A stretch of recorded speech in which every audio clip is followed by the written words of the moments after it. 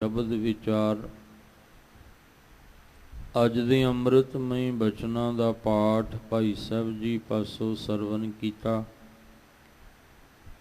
ਪਵਿੱਤਰ ਬਾਣੀ ਦੀ ਵਿਚਾਰ ਦੇ ਨਾਲ ਸਾਂਝ ਪਾਉਣ ਵਾਸਤੇ ਜੋ ਸਮਾਂ ਪ੍ਰਾਪਤ ਹੋ ਰਿਹਾ ਹੈ, ਮਨ ਬਿਰਤੀਆਂ ਨੂੰ ਇਕਾਗਰ ਕਰਦੇ ਹੋਏ ਨਿਮਾਣੇ ਜੇ ਹੋ ਕੇ ਚਵਰ ਛਤਰ ਤਖਤ ਦੇ ਮਾਲਕ ਧੰਨ ਗੁਰੂ ਗ੍ਰੰਥ ਸਾਹਿਬ ਮਹਾਰਾਜ ਜੀ ਦੇ ਪਾਵਨ ਚਰਨਾਂ 'ਚ ਜੁੜਨ ਦਾ ਯਤਨ ਕਰੀਏ। ਸਤਿਗੁਰੂ ਜੀ ਪਾਵਨ ਸ਼ਬਦ ਰਾਹੀਂ ਜੋ ਸਾਨੂੰ ਮਨੁੱਖੀ ਦੁਨਿਆਵੀ ਜੀਵਾਂ ਨੂੰ ਸਮਝਾਉਣਾ ਚਾਹੁੰਦੇ ਹਨ, ਇੱਕ ਮਨ ਇੱਕ ਚਿੱਤ ਹੋ ਕੇ ਸਮਝਣ ਦਾ ਯਤਨ ਕਰੀਏ ਜੀ। ਵਾਹਿਗੁਰੂ ਸਾਹਿਬ ਜੀ।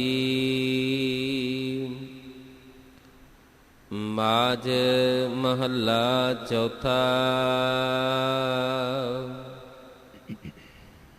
ਹਉ ਗੁਣ ਗੋਵਿੰਦ ਹਰਿ ਨਾਮ ਧਿਆਈ, ਮਿਲ ਸੰਗਤ ਮਨ ਨਾਮ ਵਸਾਈ। ਹਰ ਪ੍ਰਭ ਅਗੰਮ ਅਗੋਚਰ ਸੁਆਮੀ, ਮਿਲ ਸਤਿਗੁਰ ਹਰ ਰਸ ਕੀਚੈ ਜਿਉ।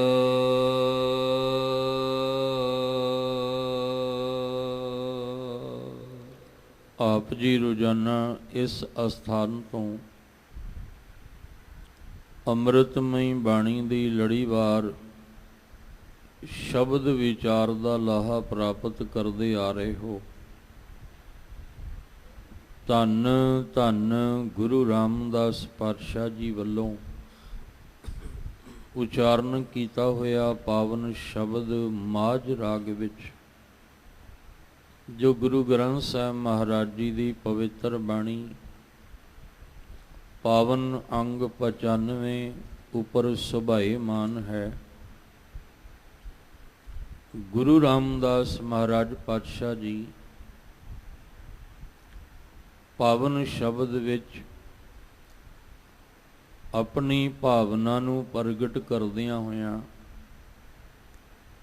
ਸਾਨੂੰ ਦੁਨਿਆਵੀ ਮਨੁੱਖੀ ਜੀਵਾਂ ਨੂੰ ਸਮਝਾਉਂਦੇ ਨੇ ਕਿ ਤੁਹਾਡੇ ਅੰਦਰ ਵੀ ਐਸੀ ਭਾਵਨਾ ਹੋਵੇ। ਜੇ ਤੁਸੀਂ ਇਸ ਜਨਮ ਨੂੰ ਸਫਲਾ ਕਰਨਾ ਚਾਹੁੰਦੇ ਹੋ, ਜੇ ਇਸ ਜਨਮ ਦੇ ਵਿੱਚ ਪਰਮੇਸ਼ਵਰ ਦੀ ਪ੍ਰਾਪਤੀ ਚਾਹੁੰਦੇ ਹੋ, ਗੁਰੂ ਰਾਮਦਾਸ ਮਹਾਰਾਜ ਜੀ ਨੇ ਜ਼ਿਕਰ ਕੀਤਾ, ਹਉ ਦਾ ਅਰਥ ਹੈ ਮੈਂ। ਆਪਣੀ ਗੱਲ ਕਰਦਿਆਂ ਸਾਨੂੰ ਸਮਝਾਉਂਦੇ ਨੇ ਕਿ ਮੇਰੇ ਅੰਦਰ ਇਹ ਭਾਵਨਾ ਹੈ, ਗੁਣ ਗੋਬਿੰਦ ਹਰ ਨਾਮ ਧਿਆਈ। ਮੈਂ ਗੋਬਿੰਦ ਜੋ ਸਭਨਾਂ ਦੀ ਸੰਭਾਲ ਕਰਨ ਵਾਲਾ ਪਰਮੇਸ਼ਵਰ ਹੈ, ਉਹਦੇ ਗੁਣ ਗਾ ਕੇ ਵਾਹਿਗੁਰੂ ਜੀ ਦੇ ਹਰੀ ਪਰਮੇਸ਼ਵਰ ਦੇ ਨਾਮ ਨੂੰ ਧਿਆਉਣਾ ਚਾਹੁੰਦਾ ਹਾਂ। ਜੇ ਅਸੀਂ ਮਾਲਕ ਜੀ ਦੇ ਨਾਮ ਨੂੰ ਧਿਆਉਣਾ ਹੋਵੇ ਤੇ ਕਿਸ ਤਰ੍ਹਾਂ ਧਿਆਵਾਂਗੇ? ਵਾਹਿਗੁਰੂ ਜੀ ਦੇ ਗੁਣ ਗਾ ਕੇ। ਜੇ ਸਾਨੂੰ ਉਹਨਾਂ ਦੇ ਗੁਣ ਪਤਾ ਹੋਣਗੇ ਵੀ ਇਹ ਗੁਣ ਨੇ ਮੇਰੇ ਮਾਲਕ ਵਿੱਚ, ਤਾਂ ਅਸੀਂ ਪਰਮੇਸ਼ਵਰ ਦੇ ਨਾਮ ਨੂੰ ਧਿਆ ਸਕਦੇ ਹਾਂ। ਇਸ ਲਈ ਮਹਾਰਾਜ ਨੇ ਆਖਿਆ, ਹਉ ਗੁਣ ਗੋਬਿੰਦ ਹਰ ਨਾਮ ਧਿਆਈ। ਮੈਂ ਪਰਮੇਸ਼ਵਰ ਦੇ ਗੁਣ ਗਾਉਂਦਿਆਂ ਪਰਮੇਸ਼ਵਰ ਦੇ ਨਾਮ ਨੂੰ ਧਿਆਉਣਾ ਚਾਹੁੰਦਾ ਹਾਂ। ਪਰ ਕਿਸ ਤਰ੍ਹਾਂ? ਮਿਲ ਸੰਗਤ ਮਨ ਨਾਮ ਵਸਾਈ। ਸੰਗਤ ਨੂੰ ਮਿਲ ਕੇ, ਜਿਹੜੇ ਮਾਲਕ ਵਾਹਿਗੁਰੂ ਜੀ ਦੇ ਗੁਣ ਗਾਉਣ ਵਾਲੀ ਸੰਗਤ ਹੈ, ਜੋ ਪਰਮੇਸ਼ਵਰ ਦੇ ਨਾਮ ਨੂੰ ਧਿਆਉਣ ਵਾਲੀ ਸੰਗਤ ਹੈ, ਐਸੀ ਸੰਗਤ ਨੂੰ ਮਿਲ ਕੇ ਮਨ ਨਾਮ ਵਸਾਈ, ਮੈਂ ਆਪਣੇ ਮਨ ਵਿੱਚ ਨਾਮ ਨੂੰ ਵਸਾਉਣਾ ਚਾਹੁੰਦਾ ਹਾਂ। ਸਤਿਗੁਰੂ ਮਹਾਰਾਜ ਜੀ ਨੇ ਸਾਨੂੰ ਗੁਰਬਾਣੀ ਰਾਹੀਂ ਇਹ ਉਪਦੇਸ਼ ਦੇ ਕੇ ਸਮਝਾਇਆ ਹੈ ਕਿ ਤੁਸੀਂ ਸੰਗਤ ਨੂੰ ਮਿਲ ਕੇ ਉਹਦੇ ਗੁਣ ਵੀ ਗਾਓ, ਉਹਦੇ ਨਾਮ ਨੂੰ ਵੀ ਧਿਆਓ, ਫਿਰ ਤੁਹਾਨੂੰ ਕਾਮਯਾਬੀ ਤੇ ਸਫਲਤਾ ਮਿਲੇਗੀ। ਸੰਤ ਜਨਾ ਮਿਲ ਹਰ ਜਸ ਗਾਇਓ। ਹਰੀ ਦਾ ਜਸ ਗਾਉਣਾ, ਤੇ ਜਸ ਤਾਂ ਹੀ ਗਾਇਆ ਜਾਏਗਾ ਜੇ ਉਹਦੇ ਗੁਣ ਸਾਡੇ ਕੋਲ ਹੋਣਗੇ। ਸ਼ੁਭ ਗੁਣਾਂ ਦੇ ਆਧਾਰ ਤੇ ਹੀ ਮਾਲਕ ਦਾ ਜਸ ਗਾਇਆ ਜਾ ਸਕਦਾ ਹੈ। ਉਹਦੀ ਬਰਕਤ ਕੀ ਹੋਏਗੀ, ਉਹਦਾ ਫਲ ਕੀ ਮਿਲੇਗਾ। ਸਭ ਕਹਿੰਦੇ ਜਿਹੜੇ ਤੈਨੂੰ ਕਈ ਜਨਮਾਂ ਦੇ ਦੁੱਖ ਲੱਗੇ ਆ, ਉਹ ਤੇਰੇ ਜੀਵਨ ਦੇ ਕੱਟੇ ਜਾਣਗੇ। ਫਿਰ ਗੁਣ ਗਾਉਂਦਿਆਂ ਜਿਹੜੀ ਤੇਰੇ ਅੰਦਰ ਚਾਹਤ ਪੈਦਾ ਹੋਏਗੀ, ਉਹ ਚਾਹਤ ਪ੍ਰਭੂ ਨੂੰ ਮਿਲਣ ਦੀ ਹੈ, ਤੇ ਉਹ ਤੇਰੀ ਚਾਹਤ ਵੀ ਪੂਰੀ ਹੋ ਜਾਏਗੀ। ਧਿਆਨ ਰੱਖਣਾ, ਅਵਗੁਣਾਂ ਦੇ ਵਿੱਚ ਚਾਹਤ ਸਾਡੀ ਹੋਰ ਹੈ, ਉਹ ਪ੍ਰਭੂ ਨੂੰ ਮਿਲਣ ਦੀ ਨਹੀਂ। ਪਰ ਜਦੋਂ ਸਾਡੇ ਅੰਦਰ ਸ਼ੁਭ ਗੁਣ ਆਉਣਗੇ, ਫਿਰ ਸਾਡੀ ਚਾਹਤ ਬਦਲ ਜਾਏਗੀ। ਇਸ ਲਈ ਮਹਾਰਾਜ ਨੇ ਆਖਿਆ, ਸੰਤ ਜਨਾ ਮਿਲ ਹਰ ਜਸ ਗਾਇਓ, ਕੋਟ ਜਨਮ ਕੇ ਦੁਖ ਗਵਾਇਓ, ਜੋ ਚਾਹਤ ਸੋਈ ਮਨ ਪਾਇਓ। ਹੁਣ ਇਹ ਪੰਗਤੀ ਅਵਗੁਣਾਂ ਨਾਲ ਭਰਿਆ ਹੋਇਆਂ ਉੱਤੇ ਨਹੀਂ ਜਿਹੜੀ ਹੈ ਢੁਕਦੀ, ਕਿਉਂਕਿ ਉਹਦੀ ਚਾਹਤ ਹੋਰ ਹੈ। ਉਹ ਗਲਤ ਚਾਹਤ ਆਪਣੇ ਅੰਦਰ ਬਣਾ ਕੇ ਬੈਠਾ ਹੈ।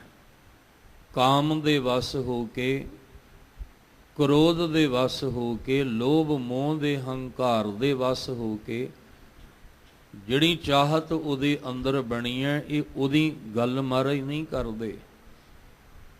ਜਾਂ ਫਿਰ ਮਹਾਰਾਜ ਕਹਿੰਦੇ ਨੇ, ਜੋ ਮੰਗੈ ਠਾਕੁਰ ਆਪਣੇ ਤੇ ਸੋਈ ਸੋਈ ਦੇਵੈ। ਇਹ ਉਹਨਾਂ ਨੂੰ ਕਹਿੰਦੇ ਆ ਜਿਨ੍ਹਾਂ ਨੇ ਗੁਰਮੁਖਾਂ ਦੀ ਸੰਗਤ ਵਿੱਚ ਬੈਠ ਕੇ ਹਰੀ ਦਾ ਜਸ ਗਾਉਂਦਿਆਂ ਹੋਇਆਂ ਆਪਣੇ ਅੰਦਰ ਦੇ ਅਵਗੁਣ ਮਿਟਾ ਦਿੱਤੇ।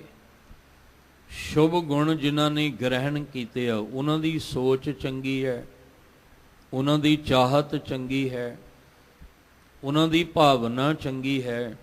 ਇਸ ਲਈ ਮਹਾਰਾਜ ਨੇ ਆਖਿਆ, ਫਿਰ ਜੋ ਇਹ ਚਾਹੁੰਦੇ ਆ ਉਹਨਾਂ ਨੂੰ ਉਹਦੀ ਪ੍ਰਾਪਤੀ ਹੋਏਗੀ।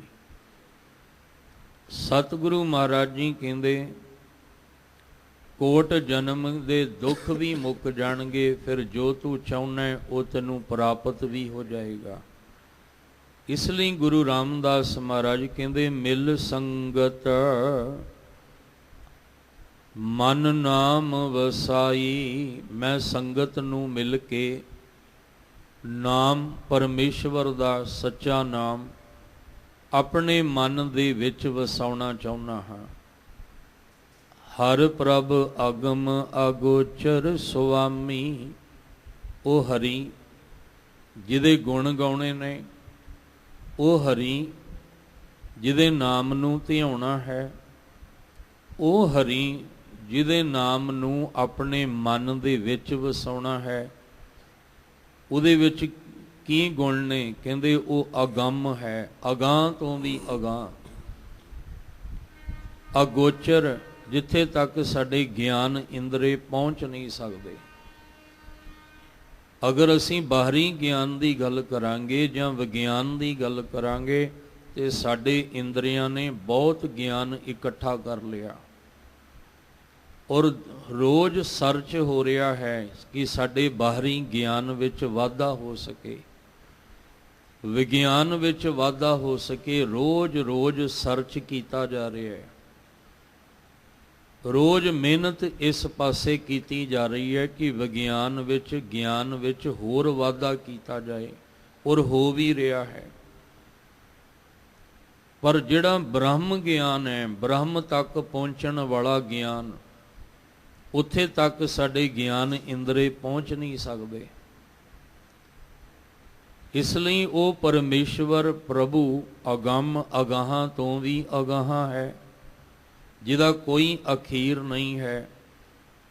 ਅਗੋਚਰ, ਜੋ ਸਾਡੇ ਗਿਆਨ ਇੰਦਰੀਆਂ ਤੋਂ ਵੀ ਪਰੇ ਹੈ।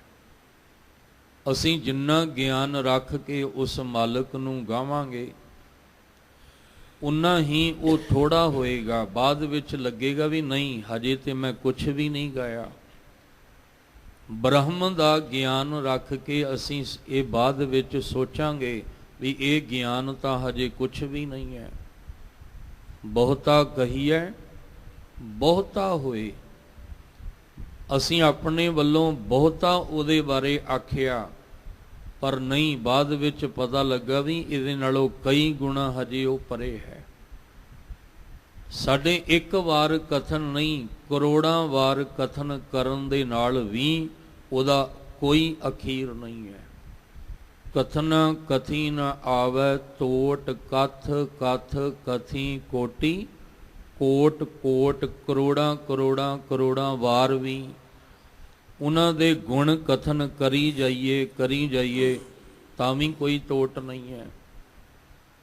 ਇਸ ਲਈ ਜਿਹਦੇ ਨਾਮ ਨੂੰ ਮਨ ਵਿੱਚ ਵਸਾਉਣਾ ਹੈ, ਜਿਹਦੇ ਨਾਮ ਨੂੰ ਧਿਆਉਣਾ ਹੈ ਔਰ ਜਿਹਦੇ ਗੁਣ ਗਾਉਣੇ ਆ, ਉਹ ਅਗੰਮ ਹੈ, ਅਗੋਚਰ ਹੈ, ਉਹ ਸੁਆਮੀ ਹੈ, ਉਹ ਸਾਰੀ ਦੁਨੀਆ ਦਾ ਮਾਲਕ ਹੈ। ਅਸੀਂ ਉਸ ਸੁਆਮੀ ਦੀ ਪਹਿਚਾਣ ਕਰਨੀ ਹੈ, ਪਰ ਸਾਨੂੰ ਉਲਝਾ ਕੇ ਹੋਰ ਦੁਨੀਆ ਵਿੱਚ ਸੁਆਮੀ ਜਿਹੜੇ ਆ, ਸਾਨੂੰ ਉਹਨਾਂ ਦੀ ਪਛਾਣ ਦੱਸ ਕੇ ਉਹਨਾਂ ਨਾਲ ਜੋੜ ਦਿੱਤਾ ਗਿਆ। ਸ਼ਬਦ ਆਪਾਂ ਜ਼ਰੂਰ ਪੜ੍ਹਦੇ ਹਾਂ, ਪਰ ਸਮਝ ਦਾ ਵਿਰਲਾ ਹੈ। ਪੜ੍ਹਨ ਨੂੰ ਸੁਣਨ ਨੂੰ ਬਹੁਤ ਚੰਗਾ ਲੱਗਦਾ ਹੈ, ਪਰ ਗੱਲ ਤਾਂ ਸਮਝਣ ਦੀ ਹੈ ਨਾ। ਜਿਸ ਕੈ ਸਿਰ ਉਪਰ ਤੂੰ ਸੁਆਮੀ, ਸੋ ਦੁੱਖ ਕੈਸਾ ਪਾਵੈ, ਬੋਲ ਨਾ ਜਾਣੈ ਮਾਇਆ ਮਦ ਮਾਤਾ ਮਰਨਾ, ਚੀਤ ਨ ਆਵੈ ਮੇਰੇ RAM ਰਾਏ, ਤੂੰ ਸੰਤਾਂ ਕਾ ਸੰਤ ਤੇਰੇ, ਤੇਰੇ ਸੇਵਕ ਕੋ ਭਉ ਕਿਛ ਨਾਹੀ, ਜਮ ਨਹੀਂ ਆਵੈ ਨਿਰ। ਇਹ ਉਹ ਸੁਆਮੀ ਹੈ, ਉਹ ਸੁਆਮੀ ਹੈ, ਅਗੋਚਰ ਹੈ, ਅਗੰਮ ਹੈ। ਹੁਣ ਅੱਗੇ ਗੁਰੂ ਰਾਮਦਾਸ ਮਹਾਰਾਜ ਕਹਿੰਦੇ, ਮਿਲ ਸਤਿਗੁਰ, ਲੱਲੇ ਨੂੰ ਸਿਹਾਰੀ ਮਿਲ ਕੇ ਸਤਿਗੁਰ, ਸੱਚੇ ਗੁਰੂ ਨੂੰ, ਜਿਹਦੇ ਕੋਲ ਸਤ ਦਾ ਗਿਆਨ ਹੈ, ਜਿਹਦੇ ਕੋਲ ਬ੍ਰਹਮ ਦਾ ਗਿਆਨ ਹੈ, ਜਿਹਨੇ ਜੋ ਸਾਨੂੰ ਬ੍ਰਹਮ ਦੀ ਸੋਝੀ ਦੇ ਸਕਦਾ ਹੈ। ਸਤਿਗੁਰ ਨੂੰ ਮਿਲ ਕੇ ਹਰ ਰਸ ਕੀਚੈ ਜੀਓ, ਹਰੀ ਦੇ ਰਸ ਨੂੰ ਪ੍ਰਾਪਤ ਕੀਤਾ ਜਾ ਸਕਦਾ ਹੈ, ਹਰੀ ਦਾ ਰਸ ਪਾਇਆ ਜਾ ਸਕਦਾ ਹੈ। ਜੋ ਉਹ ਅਕਾਲ ਪੁਰਖ ਪਰਮੇਸ਼ਵਰ ਅਗੰਮ ਅਗੋਚਰ ਸੁਆਮੀ ਦੇ ਰੂਪ ਵਿੱਚ ਹੈ, ਜੇ ਉਹਦੇ ਨਾਮ ਦਾ ਰਸ ਅੰਮ੍ਰਿਤ ਰਸ ਪਾਉਣਾ ਚਾਹੁੰਦੇ ਹਾਂ, ਜੇ ਅੰਦਰ ਚਾਹਤ ਹੈ ਕਿ ਮੈਂ ਉਹਦੇ ਨਾਮ ਦਾ ਅੰਮ੍ਰਿਤ ਰਸ ਪੀਣਾ, ਤੇ ਫਿਰ ਸਾਨੂੰ ਸਤਿਗੁਰੂ ਨੂੰ ਮਿਲਣਾ ਪੈਣਾ ਹੈ। ਸਤਿਗੁਰੂ ਨੂੰ ਮਿਲ ਕੇ ਹੀ ਅੰਮ੍ਰਿਤ ਨਾਮ ਰਸ ਪੀਤਾ ਜਾ ਸਕਦਾ ਹੈ। ਇੱਥੇ ਤੱਕ ਧੰਨ ਗੁਰੂ ਰਾਮਦਾਸ ਮਹਾਰਾਜ ਜੀ ਨੇ ਆਪਣੀ ਭਾਵਨਾ ਨੂੰ ਪ੍ਰਗਟ ਕੀਤਾ। ਜੋ ਅੰਦਰ ਦੀ ਭਾਵਨਾ ਸੀ ਕਿ ਮੈਂ ਚਾਹੁੰਦਾ ਵੀ ਉਹ ਗੁਣ ਗਾਵਾਂ, ਮੈਂ ਚਾਹੁੰਦਾ ਉਹਦੇ ਨਾਮ ਨੂੰ ਧਿਆਵਾਂ, ਮੈਂ ਚਾਹੁੰਦਾ ਉਹਦਾ ਨਾਮ ਆਪਣੇ ਮਨ ਵਿੱਚ ਵਸਾਵਾਂ, ਪਰ ਉਹ ਅਗੰਮ ਹੈ, ਅਗੋਚਰ ਹੈ, ਸੁਆਮੀ ਹੈ। ਹੁਣ ਉਹਦੇ ਤੱਕ ਪਹੁੰਚਣ ਵਾਸਤੇ ਸਤਿਗੁਰੂ ਨੂੰ ਮਿਲਣਾ ਹੈ। ਸਤਿਗੁਰੂ ਨੂੰ ਮਿਲ ਕੇ ਨਾਮ ਰਸ ਪੀਤਾ ਜਾ ਸਕਦਾ ਹੈ। ਇਸ ਪਹਿਲੇ ਪਦੇ ਵਿੱਚ ਗੁਰੂ ਸਾਹਿਬ ਜੀ ਨੇ ਭਾਵਨਾ ਨੂੰ ਪ੍ਰਗਟ ਕੀਤਾ।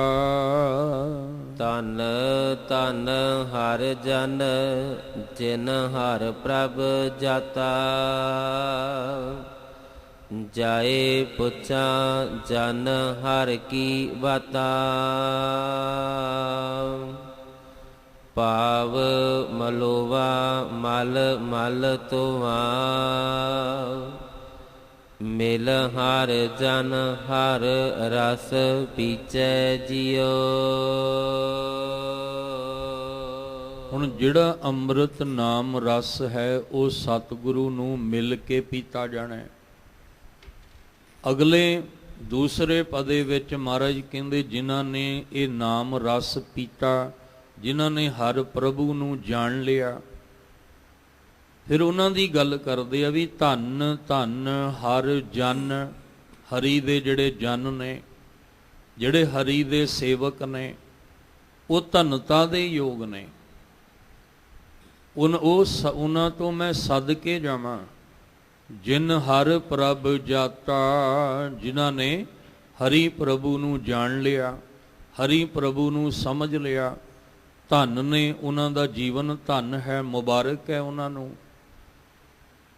ਜਾਏ ਪੁੱਛਾਂ ਜਨ ਹਰ ਕੀ ਬਾਤਾਂ, ਮੈਂ ਉਸ ਜਨ ਕੋਲ ਜਾਵਾਂ ਜਿਹਨੂੰ ਧੰਨ ਆਖਿਆ। ਕਿਹਨੂੰ ਧੰਨ ਆਖਿਆ? ਜਿਨ ਹਰ ਪ੍ਰਭ ਜਾਤਾ, ਜਿਹਨੇ ਜਾਣ ਲਿਆ ਉਸ ਪ੍ਰਭੂ ਨੂੰ। ਸਿਰਫ ਗੱਲਾਂ ਦੇ ਵਿੱਚ ਨਹੀਂ, ਬਾਤਾਂ ਵਿੱਚ ਨਹੀਂ, ਜਿਹਨੇ ਵਾਕਈ ਉਹਨੂੰ ਧਿਆ ਕੇ, ਉਹਦੇ ਗੁਣ ਗਾ ਕੇ, ਉਹਨੂੰ ਆਪਣੇ, ਉਹਦੇ ਨਾਮ ਨੂੰ ਆਪਣੇ ਮਨ ਵਿੱਚ ਵਸਾ ਕੇ ਉਹਨੂੰ ਜਾਣ ਲਿਆ।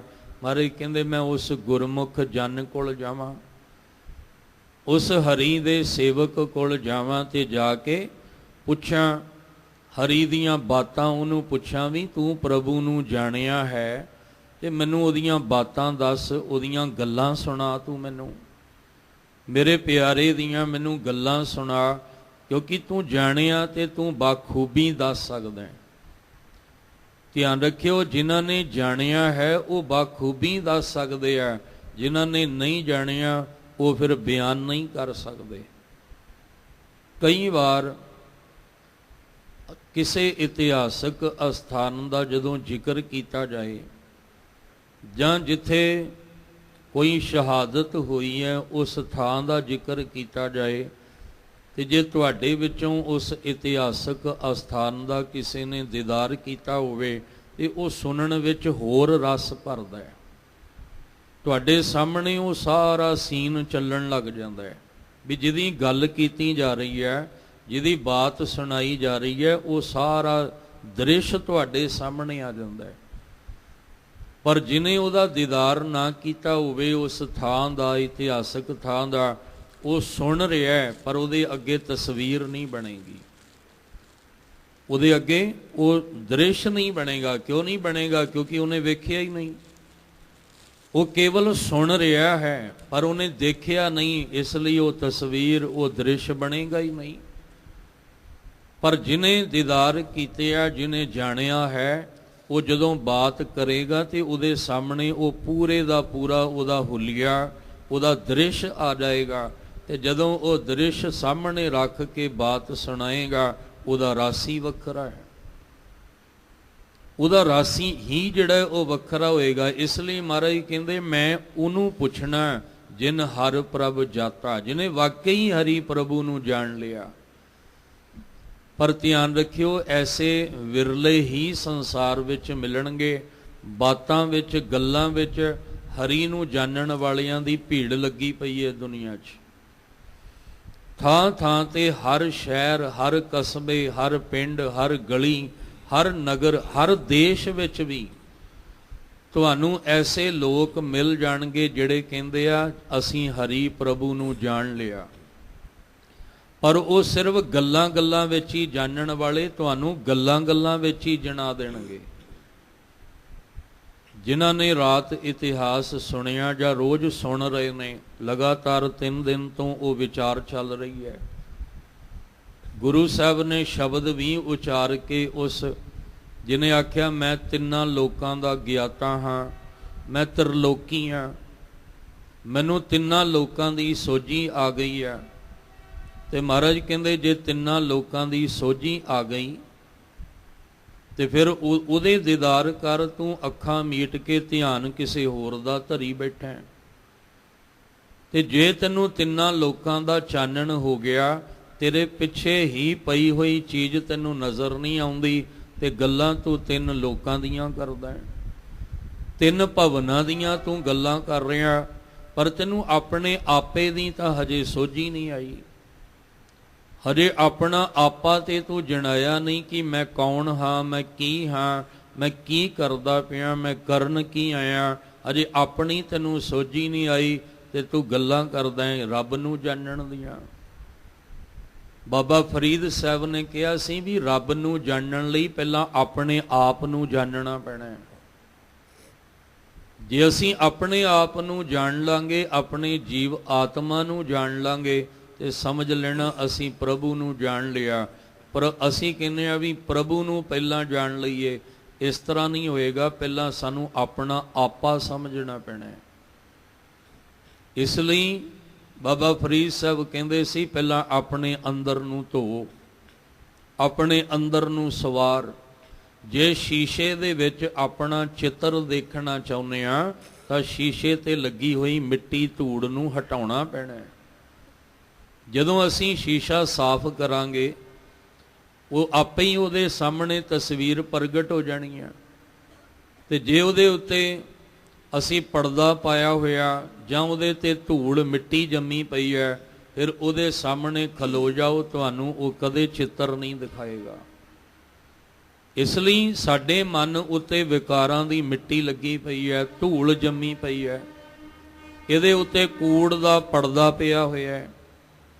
ਹੁਣ ਜਿੰਨਾ ਚਿਰ ਕੂੜ ਦਾ ਪਰਦਾ ਨਹੀਂ ਉੱਠਦਾ, ਵਿਕਾਰਾਂ ਦੀ ਮਿੱਟੀ ਨਹੀਂ ਅੰਦਰੋਂ ਤੋਂ ਨਿਕਲਦੀ, ਉਨਾ ਚਿਰ ਅਸੀਂ ਨਿਰੰਕਾਰ ਨੂੰ ਸਮਝ ਹੀ ਨਹੀਂ ਸਕਦੇ। ਇਸ ਲਈ ਆਪ ਸਵਾਰੈ ਮੈਂ ਮਿਲੈ, ਮੈਂ ਮਿਲਿਆ ਸੁਖ ਹੋਏ ਫਰੀਦਾ। ਜੇ ਤੂੰ ਮੇਰਾ ਹੋਏ ਰਹੈ ਤਾਂ ਸਭ ਜਗ ਤੇਰਾ ਹੋਏ। ਹੁਣ ਅਸੀਂ ਕੀ ਉਸ ਪ੍ਰਭੂ ਦੇ ਹਾਂ? ਜੇ ਹਾਂ ਤੇ ਫਿਰ ਜਿੰਨੀਆਂ ਥਾਵਾਂ ਸੰਸਾਰ ਵਿੱਚ ਬੇਲੋੜੀਆਂ ਬਣੀਆਂ ਨੇ, ਇਹ ਕਿਵੇਂ ਬਣ ਗਈਆਂ? ਇਹ ਕਿਉਂ ਬਣ ਗਈਆਂ? ਇਹ ਕਿਹਨਾਂ ਨੇ ਬਣਾ ਦਿੱਤੀਆਂ? ਬੇਲੋੜੀਆਂ ਸਮਝਦੇ ਹੋ ਜਿਹਦੀ ਲੋੜ ਨਹੀਂ ਸੀ, ਜਿਹਦੀ ਜ਼ਰੂਰਤ ਨਹੀਂ ਸੀ, ਉਹ ਕਿਵੇਂ ਬਣ ਗਈਆਂ, ਕਿਉਂ ਬਣ ਗਈਆਂ? ਜਦ ਕਿ ਮਾਲਕ ਦੀ ਗੱਲ ਸਮਝਾਉਂਦਿਆਂ ਬਾਬਾ ਫਰੀਦ ਸਾਹਿਬ ਕਹਿੰਦੇ ਜੇ ਤੂੰ ਮੇਰਾ ਹੋਏ ਰਹੇ ਤਾਂ ਸਭ ਜਗ ਤੇਰਾ ਹੋਏ। ਸ਼ਬਦ ਪੜ੍ਹਨਾ ਬੜਾ ਸੌਖਾ ਹੈ, ਸੁਣਨਾ ਵੀ ਬੜਾ ਸੌਖਾ ਹੈ, ਪਰ ਉਹਦੇ ਉੱਤੇ ਅਭਿਆਸ ਕਰਕੇ ਉਸ ਅਵਸਥਾ ਵਿੱਚ ਪਹੁੰਚਣਾ ਬੜਾ ਔਖਾ ਹੈ। ਕਹਿਣ ਨੂੰ ਤੇ ਆਪਾਂ ਸਾਰੀ ਦਿਹਾੜੀ ਕਹੀ ਜਾਈਏ ਜਾ ਤੂੰ ਮੇਰੇ ਵੱਲ ਹੈ ਤਾਂ ਕਿਆ ਮੋਹ ਛੰਦਾ, ਵੀ ਤੂੰ ਮੇਰੇ ਵੱਲ ਹੈ ਤਾਂ ਮੈਨੂੰ ਕਾਹਦੀ ਚਿੰਤਾ, ਕਾਹਦਾ ਫਿਕਰ, ਕਾਹਦਾ ਝੋਰਾ, ਕਾਹਦਾ ਦੁੱਖ ਹੈ ਮੇਰੀ ਜ਼ਿੰਦਗੀ ਵਿੱਚ। ਪਰ ਪੜ੍ਹ ਤਾਂ ਰਹੇ ਹਾਂ, ਚਿੰਤਾ ਤੇ ਉਦਾਂ ਹੀ ਲੱਗੀ ਹੋਈ ਹੈ, ਅੰਦਰ ਪਰੇਸ਼ਾਨੀਆਂ ਤੇ ਉਸੇ ਤਰ੍ਹਾਂ ਹੀ ਬਣੀਆਂ ਨੇ। ਅਸਲ ਵਿੱਚ ਕਹਿ ਰਹੇ ਹਾਂ, ਸਮਝ ਨਹੀਂ ਰਹੇ ਹਾਂ। ਗੱਲ ਅਮਲ ਤੇ ਖਲੋਤੀ ਹੈ, ਜੇ ਅਮਲ ਨਹੀਂ ਕਰਾਂਗੇ ਤੇ ਗੱਲ ਨਹੀਂ ਬਣਨੀ। ਗੱਲੀ ਜੋਗ ਨਾ ਹੋਈ, ਮਹਾਰਾਜ ਕਹਿੰਦੇ ਗੱਲਾਂ ਨਾਲ ਜੋਗ ਨਹੀਂ ਬਣਨਾ। ਜੇ ਬਾਹਰੋਂ ਤਸਵੀਰ ਦੇਖਣ ਵਾਸਤੇ, ਚਿੱਤਰ ਦੇਖਣ ਲਈ ਸ਼ੀਸ਼ਾ ਸਾਫ਼ ਕਰਨਾ ਹੈ, ਤੇ ਮਹਾਰਾਜ ਕਹਿੰਦੇ ਜੇ ਅੰਦਰ ਤੂੰ ਜੇ ਉਸ ਨਿਰੰਕਾਰ ਨੂੰ ਸਮਝਣਾ ਚਾਹੁੰਦਾ ਹੈ, ਪ੍ਰਭੂ ਨੂੰ ਜਾਣਨਾ ਚਾਹੁੰਦਾ ਹੈ, ਤੇ ਆਪਣੇ ਮਨ ਦਾ ਸ਼ੀਸ਼ਾ ਸਾਫ਼ ਕਰ। ਉੱਤੇ ਪਏ ਹੋਏ ਕੂੜ ਦੇ ਪਰਦੇ ਨੂੰ ਹਟਾਉਣਾ ਪੈਣਾ ਹੈ। ਤੇ ਜਿਨ੍ਹਾਂ ਨੇ ਹਟਾਇਆ, ਮਹਾਰਾਜ ਕਹਿੰਦੇ ਧੰਨ ਧੰਨ ਹਰ ਜਨ ਜਿਨ ਹਰ ਪ੍ਰਭ ਜਾਤਾ। ਉਹ ਹਰੀ ਦੇ ਜਿਹੜੇ ਸੇਵਕ ਸੀ ਉਹ ਧੰਨਤਾ ਦੇ ਯੋਗ ਸਨ, ਜਿਨ੍ਹਾਂ ਨੇ ਜਾਣਿਆ। ਜਾਏ ਪੁੱਛਾਂ, ਮੈਂ ਉਹਨਾਂ ਨੂੰ ਜਾ ਕੇ ਪੁੱਛਾਂ ਹਰ ਕੀ ਬਾਤਾਂ, ਹਰੀ ਦੀਆਂ ਬਾਤਾਂ ਉਹਨਾਂ ਨੂੰ ਪੁੱਛਾਂ ਵੀ ਤੁਸੀਂ ਜਾਣਿਆ ਹੈ ਤੇ ਮੈਨੂੰ ਮੇਰੇ ਹਰੀ ਦੀਆਂ ਬਾਤਾਂ ਸੁਣਾਓ, ਮੇਰੇ ਪਿਆਰੇ ਪ੍ਰੀਤਮ ਦੀਆਂ ਗੱਲਾਂ ਸੁਣਾਓ ਮੈਨੂੰ। ਕਹਿੰਦੇ ਨੇ ਮੈਂ ਆਪਣੀ ਭਾਵਨਾ ਨੂੰ ਪ੍ਰਗਟ ਉੱਥੇ ਕੀਤਾ ਹੈ ਕਿ ਪਾਵ ਮਲੋਵਾਂ ਮਲ ਮਲ ਧੋਵਾਂ। ਇਹ ਇੱਕ ਸਤਿਕਾਰ ਪੂਰਵਕ ਹੈ। ਅਸੀਂ ਪੈਰ ਮਲ ਮਲ ਕੇ, ਇਹ ਨਹੀਂ ਵੀ ਅਸੀਂ ਹੁਣ ਪੈਰ ਮਲ ਮਲ ਕੇ ਧੋਣੇ ਆ, ਇਹ ਇੱਕ ਅੰਦਰ ਦੀ ਫੀਲਿੰਗ ਨੂੰ ਪ੍ਰਗਟ ਕੀਤਾ ਹੈ, ਇਹ ਅੰਦਰ ਦੀ ਭਾਵਨਾ ਨੂੰ ਪ੍ਰਗਟ ਕੀਤਾ ਵੀ ਜੇ ਤੂੰ ਮੈਨੂੰ ਬਾਤਾਂ ਸੁਣਾਵੇ ਨਾ ਤੇ ਮੈਂ ਤੇਰੇ ਪੈਰ ਮਲ ਮਲ ਕੇ, ਕਿਉਂਕਿ ਮਲ ਲੱਲੇ ਨੂੰ ਸਿਹਾਰੀ, ਮਲ ਮਲ ਕੇ ਧੋਵਾਂ, ਮੈਨੂੰ ਤੂੰ ਹਰੀ ਦੀਆਂ ਬਾਤਾਂ ਸੁਣਾ। ਭਾਵ ਇੰਨਾ ਮੈਂ ਆਪਣਾ ਮਨ ਨੀਵਾਂ ਰੱਖ ਕੇ ਤੇਰੇ ਅੱਗੇ ਜੁੜ ਜਾਵਾਂ। ਜਿਵੇਂ ਅੰਮ੍ਰਿਤ ਬਾਣੀ ਵਿੱਚ ਬਚਨ ਆਉਂਦੇ ਆ,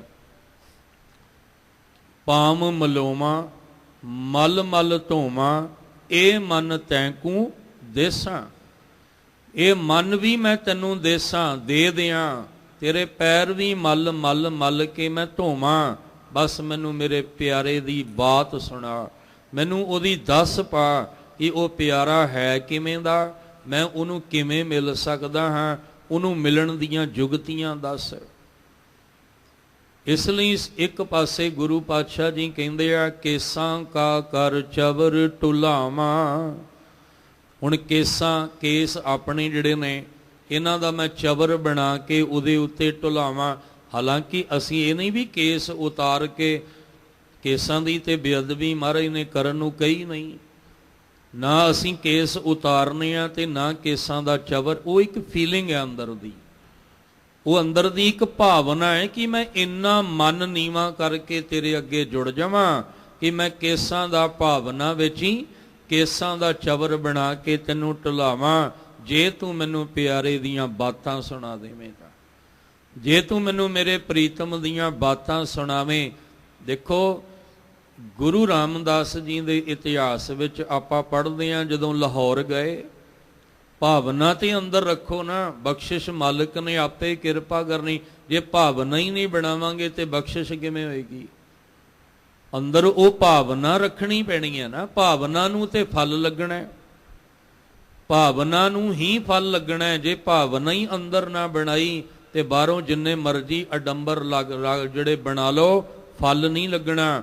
ਬੜੀ ਵਾਰ ਜ਼ਿਕਰ ਕੀਤਾ, ਧਰਤੀ ਉੱਤੇ ਪਏ ਹੋਏ, ਮਿੱਟੀ ਉੱਤੇ ਪਏ ਹੋਏ ਬੀਜ ਕਦੇ ਫਲ ਤੱਕ ਨਹੀਂ ਪਹੁੰਚਦੇ। ਉਹੀ ਪਹੁੰਚਦੇ ਨੇ ਜਿਹੜੇ ਮਿੱਟੀ ਦੇ ਵਿੱਚ ਮਿੱਟੀ ਹੋ ਜਾਂਦੇ ਆ, ਜਿਹੜੇ ਮਿੱਟੀ ਵਿੱਚ ਦੱਬੇ ਜਾਂਦੇ ਨੇ, ਉਹ ਫਲ ਤੱਕ ਪਹੁੰਚਦੇ ਆ ਪੁੰਗਰ ਕੇ। ਜਿਹੜਾ ਫਲ ਲੱਗਣਾ ਉਹ ਸਾਡੇ ਅੰਦਰ ਦੀ ਭਾਵਨਾ ਨੂੰ ਲੱਗਣਾ ਹੈ। ਸਾਡੀ ਭਾਵਨਾ ਕੈਸੀ ਹੈ? ਅਸੀਂ ਚੰਗੀ ਸੋਚ ਰੱਖੀ ਆ, ਮਾੜੀ ਰੱਖੀ ਆ, ਫਲ ਤੇ ਉਹਨੂੰ ਲੱਗਣਾ ਹੈ। ਗੁਰੂ ਰਾਮਦਾਸ ਮਹਾਰਾਜ ਜੀ ਲਾਹੌਰ ਗਏ ਨੇ, ਪਰਤ ਕੇ ਵਾਪਸ ਆਉਂਦੇ ਨੇ ਤੇ ਭਾਵਨਾ ਅੰਦਰ ਬਣਾਈ ਵੀ ਕਿਉਂ ਨਾ ਮੈਂ ਧੰਨ ਗੁਰੂ ਅਮਰਦਾਸ ਪਾਤਸ਼ਾਹ ਜੀ ਵਾਸਤੇ ਇੱਕ ਚੋਲਾ ਹੀ ਤਿਆਰ ਕਰਕੇ ਲੈ ਜਾ। ਭਾਵਨਾ ਸੀ ਨਾ ਅੰਦਰ ਵੀ ਚੋਲਾ ਤਿਆਰ ਕਰਕੇ ਲੈ ਜਾ। ਚਲੇ ਗਏ, ਕੱਪੜੇ ਦੀ ਦੁਕਾਨ ਤੇ ਖਲੋਤੇ ਆ। ਹੁਣ ਖਲੋਤਿਆਂ ਨੇ ਉਹ ਕੱਪੜਾ ਦੇਖਿਆ ਤੇ ਧਿਆਨ ਵਿੱਚ ਹੀ, ਭਾਵਨਾ ਵਿੱਚ ਹੀ ਉਹ ਸਿਵਾ ਵੀ ਲਿਆ ਤੇ ਗੁਰੂ ਅਮਰਦਾਸ ਜੀ ਨੂੰ ਪਹਿਨਾ ਵੀ ਦਿੱਤਾ। ਹਾਲਾਂਕਿ ਉੱਥੇ ਖਲੋਤੇ ਉਹ ਸਾਰਾ ਸੀਨ ਅੰਦਰ ਬਣਾ ਲਿਆ ਕਿ ਮੈਂ ਇੱਥੋਂ ਕੱਪੜਾ ਲੈ ਵੀ ਲਿਆ, ਸਿਵਾ ਵੀ ਲਿਆ ਤੇ ਗੁਰੂ ਅਮਰਦਾਸ ਜੀ ਨੂੰ ਪਹਿਨਾ ਵੀ ਦਿੱਤਾ। ਪਰ ਜਦੋਂ ਮੁੱਲ ਪੁੱਛਿਆ ਵੀ ਇਹਦਾ ਮੁੱਲ ਕਿੰਨਾ ਹੈ, ਉਹ ਕਹਿੰਦੇ ਵੀ ਇੰਨੇ ਟਕੇ ਇਹਦੇ ਲੱਗਣਗੇ। ਜੇਬ ਵਿੱਚ, ਖੇਸੇ ਵਿੱਚ ਹੱਥ ਮਾਰਿਆ ਤੇ ਉਹਨਾਂ ਮੁੱਲ ਨਹੀਂ ਸੀ। ਅੱਗੇ ਗਏ ਨੇ, ਅੱਗੇ ਬੇਮੌਸਮੇ ਅੰਬ ਨੇ। ਫਿਰ ਭਾਵਨਾ ਬਣੀ ਵੀ ਚੱਲ ਕੁਛ ਨਾ ਕੁਛ ਤੇ ਲੈ ਕੇ ਚੱਲਾਂ। ਲਾਹੌਰ ਤੋਂ ਵਾਪਸ ਜਾਣਾ ਗੋਇੰਦਵਾਲ ਸਾਹਿਬ, ਕੁਛ ਤਾਂ ਕੁਛ ਲੈ ਕੇ ਚੱਲਾਂ। ਉਹ ਬੇਮੌਸਮੇ ਅੰਬ ਲਏ, ਉਹ ਵੀ ਕਹਿੰਦੇ ਆ ਉਹਨਾਂ ਦਾ ਰਸ ਵੀ ਵਿੱਚੋਂ ਨਿਕਲਣ ਲੱਗ ਪਿਆ। ਤੇ ਭਾਵਨਾ ਇਹ ਸੀ ਕਿ ਮਹਾਰਾਜ ਜੀਓ ਹੁਣ ਇਹ ਤੁਹਾਡੇ ਤੱਕ ਪਹੁੰਚਣਗੇ ਨਹੀਂ, ਕਿਉਂਕਿ ਰਸ ਨਿਕਲਣ ਲੱਗ ਪਿਆ। ਤੇ ਬਸ ਹੁਣ ਤੁਸੀਂ ਕਿਰਪਾ ਕਰਿਓ ਵੀ ਸ਼ੱਕ ਮੈਂ ਲੈਣਾ ਤੇ ਸਵਾਦ ਤੁਸੀਂ ਲੈ ਲਿਓ। ਇਹ ਭਾਵਨਾ ਸੀ ਅੰਦਰ ਕਿ ਇਹਨੂੰ ਮੈਂ ਸ਼ੱਕ ਮੈਂ ਲੈਣਾ, ਪਰ ਸਵਾਦ ਇਹਦਾ ਤੁਸੀਂ ਮੰਨਣਾ ਹੈ।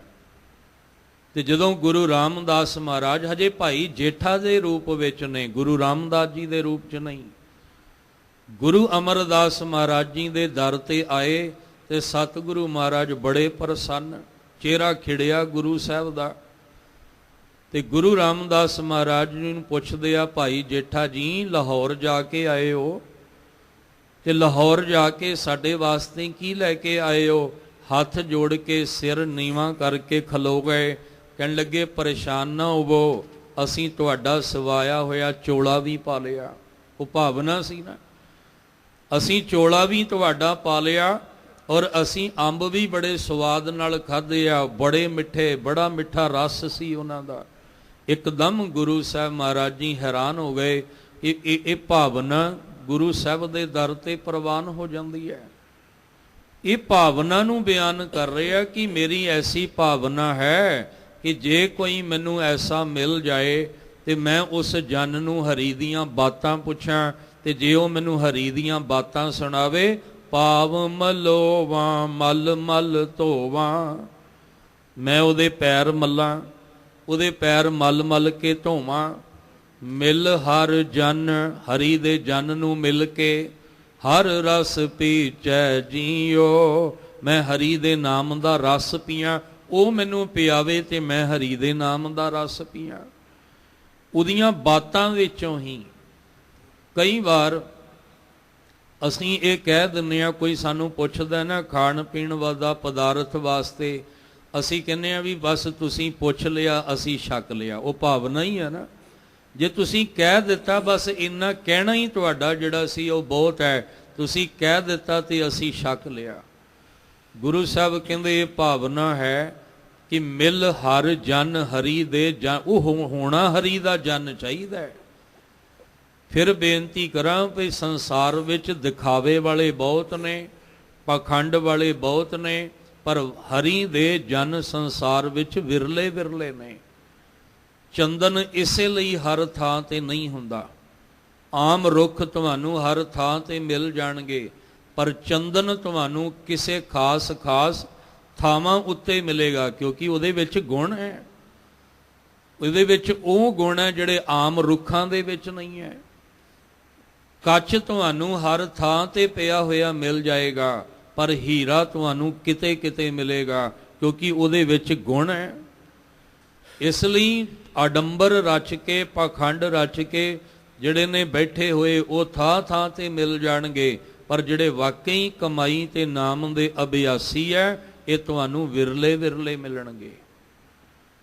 ਗੁਰੂ ਰਾਮਦਾਸ ਮਹਾਰਾਜ ਕਹਿੰਦੇ ਮੈਂ ਐਸੀ ਭਾਵਨਾ ਅੰਦਰ ਬਣਾਈ, ਤੇ ਗੁਰੂ ਸਾਹਿਬ ਕਹਿੰਦੇ ਆ ਤੁਸੀਂ ਮੰਗਿਆ ਕਰੋ, ਉਹਨਾਂ ਗੁਰਸਿੱਖਾਂ ਦੀ ਧੂੜ ਮੰਗਿਆ ਕਰੋ। ਧੂੜ ਮੈਨੇ ਉਹਨਾਂ ਦੀ ਸੰਗਤ, ਉਹਨਾਂ ਦਾ ਮਿਲਾਪ ਮੰਗਿਆ ਕਰੋ। ਜੇ ਭਾਵਨਾ ਰੱਖੋਗੇ ਤਾਂ ਹੀ ਐਸੇ ਗੁਰਸਿੱਖਾਂ ਦਾ ਮਿਲਾਪ ਹੋਏਗਾ, ਤੇ ਉਹਨਾਂ ਕੋਲ ਬੈਠ ਕੇ ਜਦੋਂ ਬਾਤਾਂ ਹਰੀ ਦੀਆਂ ਕਰੋਗੇ ਆਪੇ ਰਸ ਪੀਣ ਨੂੰ ਮਿਲੇਗਾ। ਪਰ ਪਹਿਲਾਂ ਭਾਵਨਾ ਬਣਾ ਕੇ ਮੰਗ ਤਾਂ ਅੱਗੇ ਰੱਖੀਏ, ਗੁਰਸਿੱਖਾਂ ਕੀ ਹਰ ਧੂੜ ਦੇ ਹਮ ਪਾਪੀ ਵੀ ਗਤ ਪਾਏ, ਕਿਤੇ ਮੇਰੇ ਵਰਗੇ ਪਾਪੀ ਦੀ ਵੀ ਗਤੀ ਹੋ ਜਾਏ, ਭਾਵ ਮੇਰੀ ਵੀ ਸੋਚ ਬਦਲ ਜਾਏ, ਮੇਰੇ ਵੀ ਖਿਆਲ ਬਦਲ ਜਾਣ, ਮੇਰਾ ਵੀ ਰਸਤਾ ਬਦਲ ਜਾਏ। ਸਭ ਕਹਿੰਦੇ ਤੂੰ ਤਾਂ ਰੋਜ਼ ਰਾਤ ਨੂੰ ਸੌਣ ਲੱਗਿਆ ਮੰਗ ਹੀ ਇਹ ਮੰਗਿਆ ਕਰ, ਹੋਰ ਕੁਛ ਨਾ ਮੰਗਿਆ ਕਰ, ਸਿਰਫ ਇੱਕੋ ਹੀ ਮੰਗ ਅੱਗੇ ਰੱਖਿਆ ਕਰ, ਅੰਤਰਜਾਮੀ ਪੁਰਖ ਵਿਧਾਤੇ ਸ਼ਰਧਾ ਮਨ ਕੀ ਪੂਰੇ। ਪਰ ਇਹ ਸ਼ਰਧਾ ਹੋਏਗੀ ਤਾਂ ਹੀ ਆਪਾਂ ਮੰਗਾਂਗੇ। ਸ਼ਰਧਾ ਮਨ ਕੀ ਪੂਰੇ, ਨਾਨਕ ਦਾਸ ਇਹ ਸੁਖ ਮੰਗੈ, ਮੋਕੋ ਕਰ ਸੰਤਨ ਕੀ ਧੂਰੇ। ਮੈਨੂੰ ਆਪਣੇ ਪਿਆਰਿਆਂ ਦੇ ਚਰਨਾਂ ਦੀ ਧੂੜੀ ਬਣਾ, ਭਾਵ ਮੈਨੂੰ ਉਹਨਾਂ ਦੇ ਚਰਨਾਂ ਦੀ ਧੂੜੀ ਦਾ ਮਤਲਬ ਆਪਣੇ ਪਿਆਰਿਆਂ ਦਾ ਮੇਲ ਬਖਸ਼। ਸੇ ਸੰਜੋਗ ਕਰੋ ਮੇਰੇ ਪਿਆਰੇ, ਜਿਤ ਰਸਨਾ ਹਰ ਨਾਮ ਉਚਾਰੇ। ਮੈਨੂੰ ਉਹ ਪਿਆਰਿਆਂ ਦਾ ਸੰਜੋਗ ਬਖਸ਼ਿਓ ਜਿਨ੍ਹਾਂ ਨੂੰ ਮਿਲ ਕੇ ਮੇਰੇ ਮੁਖ ਤੋਂ ਵਾਹਿਗੁਰੂ ਨਿਕਲੇ, ਮੇਰੇ ਮੁਖ ਤੋਂ ਪਰਮੇਸ਼ਵਰ ਦਾ ਨਾਮ ਨਿਕਲੇ, ਜਿਹਨੂੰ ਬੈਠ ਕੇ ਮੈਂ ਕਹਾਂ ਮੈਨੂੰ ਹਰੀ ਦੀਆਂ ਬਾਤਾਂ, ਵੀ ਮੈਨੂੰ ਗੁਰਬਾਣੀ ਸੁਣਾ, ਮੈਨੂੰ ਪਾਠ ਸੁਣਾ। ਉਹ ਘਰ ਕਿੰਨਾ ਮੁਬਾਰਕ ਹੈ, ਉਸ ਘਰ ਦੇ ਵਿੱਚ ਕਿੰਨੀਆਂ ਬਖਸ਼ਿਸ਼ਾਂ ਨੇ। ਜਦੋਂ ਕੋਈ ਘਰ ਵਿੱਚ ਮਹਿਮਾਨ ਜਾਏ ਤੇ ਪਰਿਵਾਰ ਵਾਲੇ ਆਪਣੇ ਬੱਚਿਆਂ ਨੂੰ ਕੋਲ ਬੁਲਾ ਕੇ ਕਹਿਣ, ਬੱਚਿਓ ਆ ਤੁਹਾਡੇ ਘਰ ਅੱਜ ਪ੍ਰਾਹੁਣੇ ਆਏ ਆ, ਇਹਨਾਂ ਨੂੰ ਜਪਜੀ ਸਾਹਿਬ ਦੀ ਇੱਕ ਪੌੜੀ ਸੁਣਾਓ।